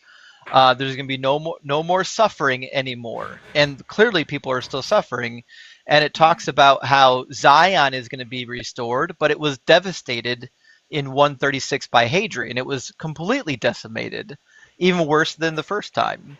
So to say that all the prophecies have been fulfilled ending in 70 AD, to me, and I apologize if there's a preterist listening, but to me is the biggest form of cope that anyone has ever practiced trying to interpret biblical prophecy. So I have to ask the follow-up then. If they come back and say, well, the resurrection is not a physical event. Like, I know we can say Jesus, when he resurrected, according to the Gospels, he's in a physical body, but somehow they can probably try to get their loophole around that by saying, well, it's a resurrection of, like, the spirit.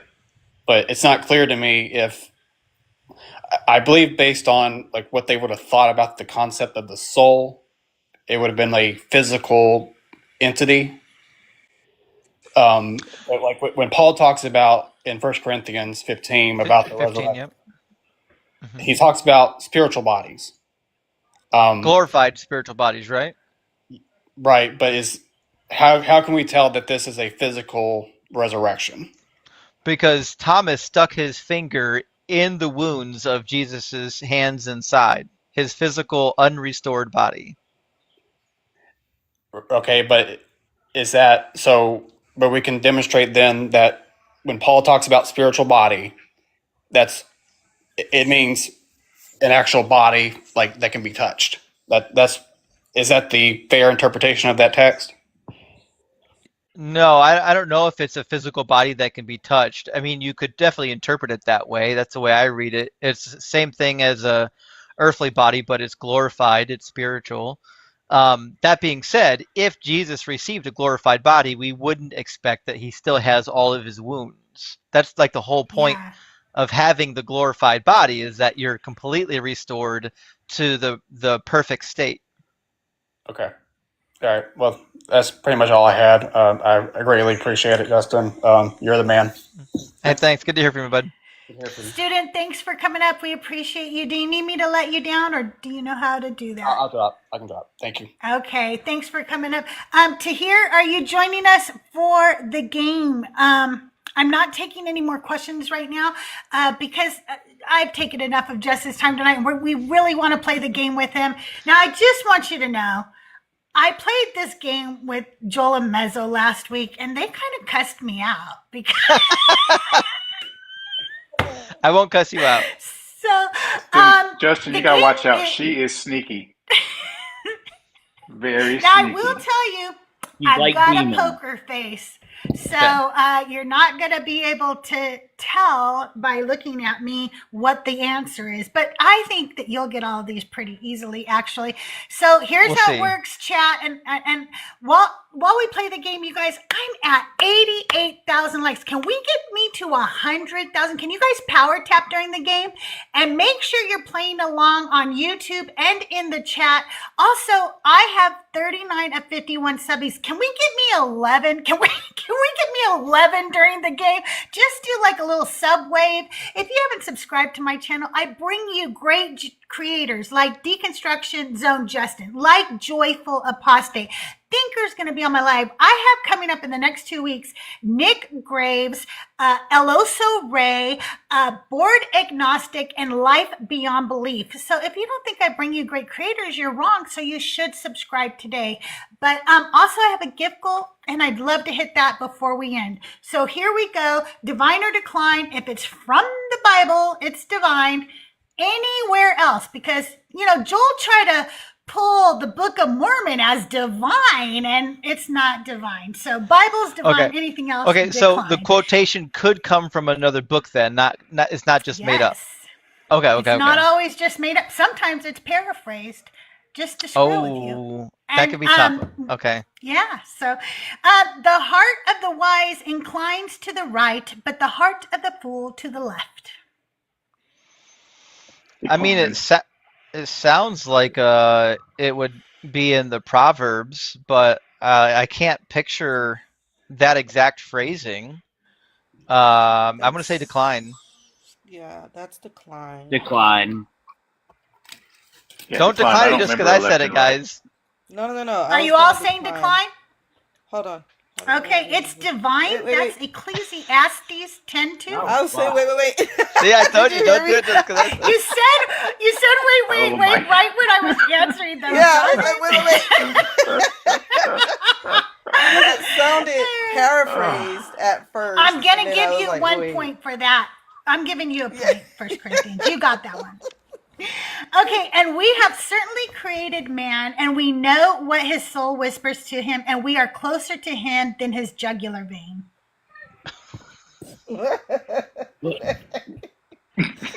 I'm not aware of that passage in the Bible. Me neither. Yeah. I don't remember hearing a Everybody jugular decline? vein. Yeah, decline. That's from the Quran. That's Surah 50, Okay. 16. Yeah, like, wait a minute. And it came to pass that I beheld a tree whose fruit was white to exceed all the whiteness that I had ever seen. That stuff sounds like the Book of Mormon right there. That's what I was going to say, Book of Mormon. I'm going to That's say decline. decline. That don't sound like no Bible passage to me. Joyful, are you there? Yeah, I decline that. You decline. That is the Book of Mormon. Good Yeah. job, Justin. Yeah. Sound That pretty is white. the Book of Mormon, 1 Nephi 8:11. Pretty white. Okay, if a man strikes you on the right cheek, offer him the left, for patience is the path to wisdom. See that last That's piece? Decline. This is the tricky one. that's a decline. That's a remake. Yeah.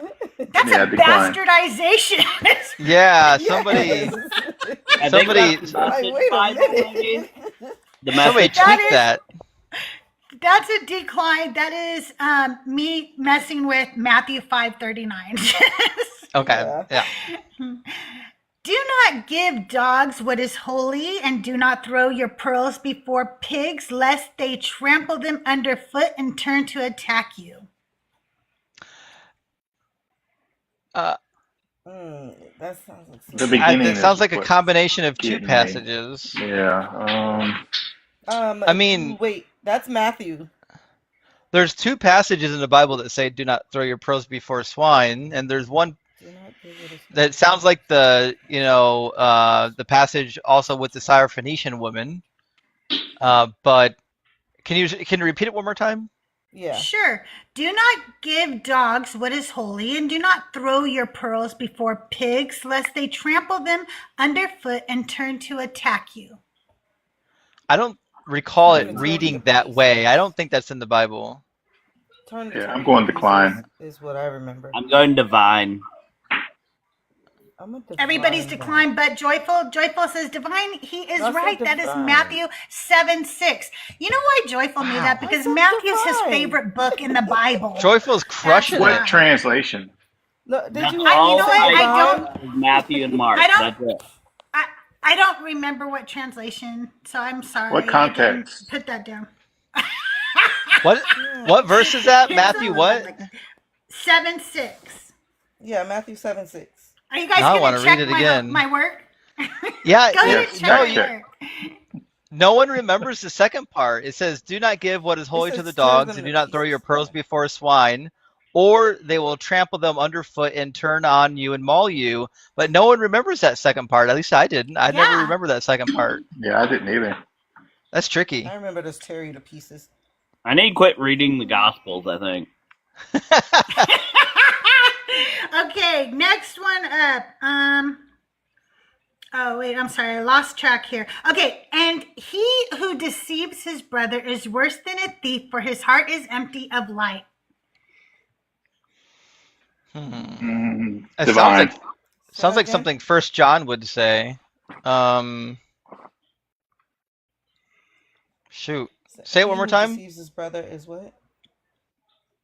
And he who deceives his brother is worse than a thief, for his heart is empty of light. Decline. I'm going to decline it, even though it sounds a lot like First John. I'll stick with divine. 1 Corinthians. Oh, I declined. I'm sorry. Yeah. Okay, you're I don't know declined. why you Okay. can't- Yeah. I'm sorry. That answer is decline. It's just mumbo jumbo. Okay, next. These are tough. I will give Justin this. That did sound like it was straight out of First John. Doesn't it? It sounds just like First John chapter 3. Okay, God does not burden a soul beyond that it can bear. I mean, that's a bad phrasing of a biblical text, but it's in the Bible. Yeah, divine. Like, Yes. God does not put more on you than you can bear. I think it originally read, "God will not tempt you beyond what you can bear." But no, that's the Quran. I'm gonna decline. I'm going to say divine. Okay, one more time. Me and Joyful. One more time. God does not burden a soul beyond that it can bear.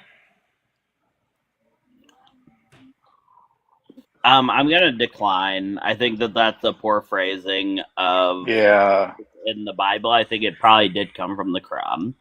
Well, Yeah, see, that's the I'm thing gonna is, decline. if it's like in the NLT or the NIV, it could actually still be the quote. See what I'm saying? I'm torn. That's what sucks. I'm torn. Everybody I'm decided. I'm gonna say Justin is divine. torn.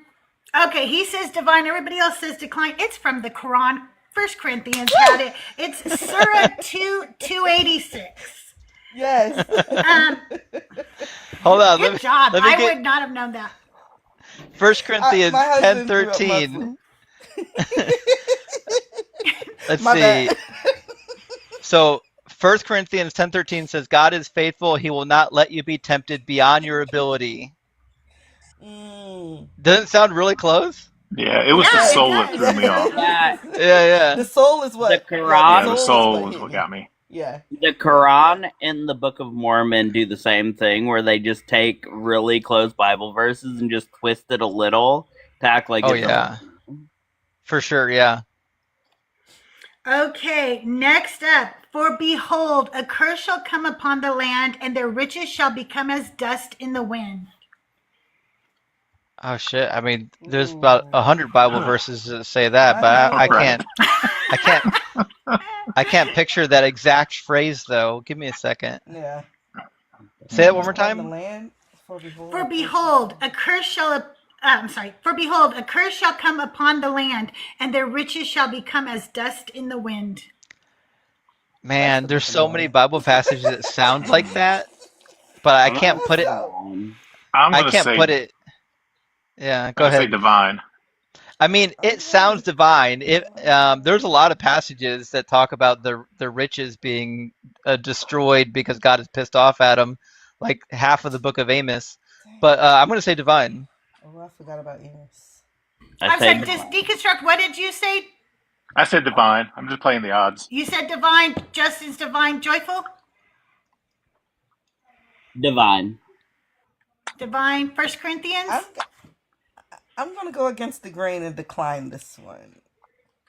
You're learning, aren't you? You're figuring me out, aren't you? That's divine.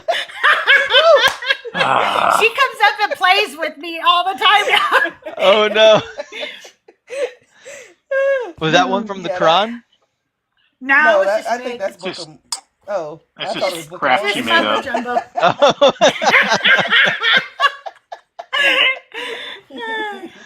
Oh, Better no. is a... Okay, ready? Better is a dinner of herbs where love is than a fattened ox and hatred with it. Oh, what? I mean, that's good. Oh, that's divine. Better. Wait. Say it again. Better is a dinner of herbs where love is than a fattened ox and hatred with it. Oh, what kind of ox? A fattened. Or a fattened ox. I'm going divine. decline. You know. Decline. I decline. That's a tough one. I'm going to decline as well. 1 Corinthians, I didn't hear you because they were talking. Divine. Divine? That answer is divine. That's Proverbs 15:17. Proverbs. I'm about to write. It's a proverb. Okay. And here 1 Corinthians is goes first. our final one, okay? No more torture after this, you guys. For no unclean thing can inherit the kingdom of God, neither can he dwell in his presence.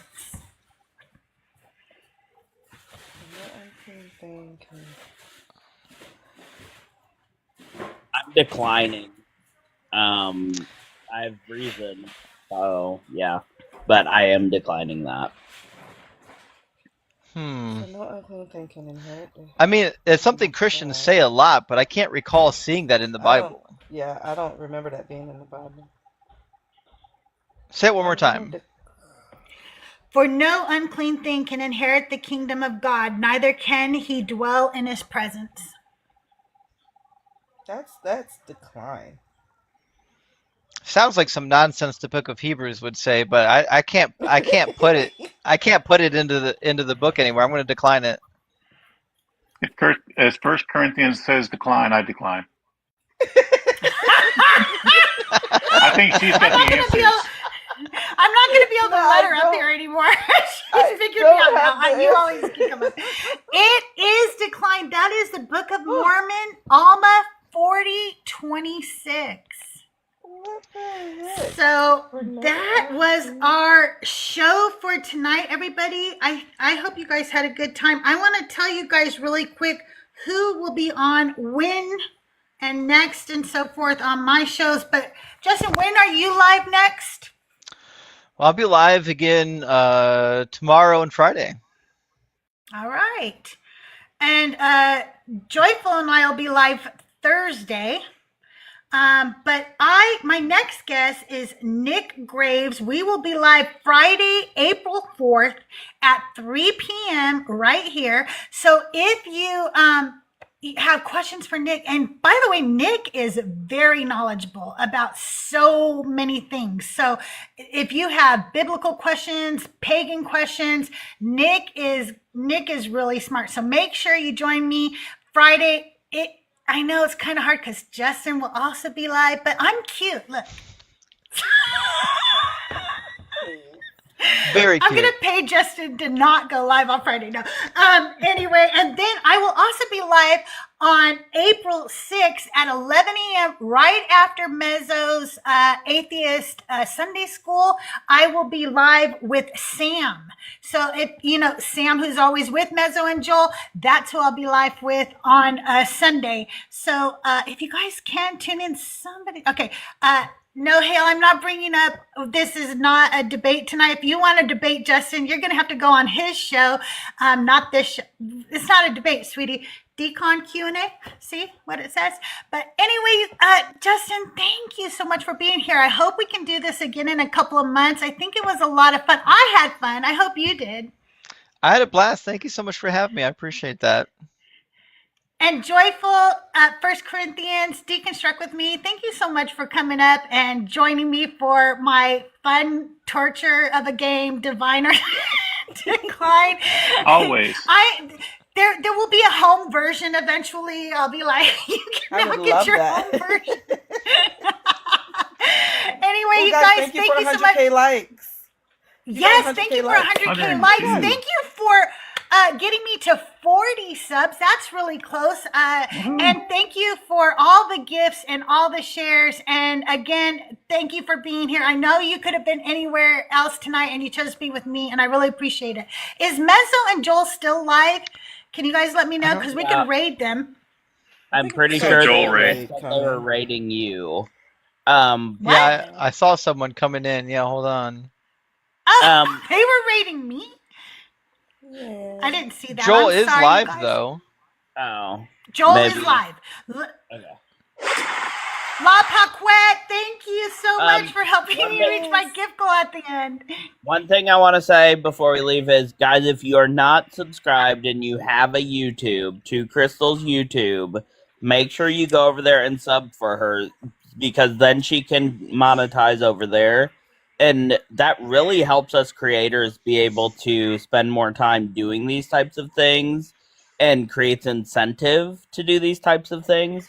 So please make sure to go support Crystal over on her YouTube as well.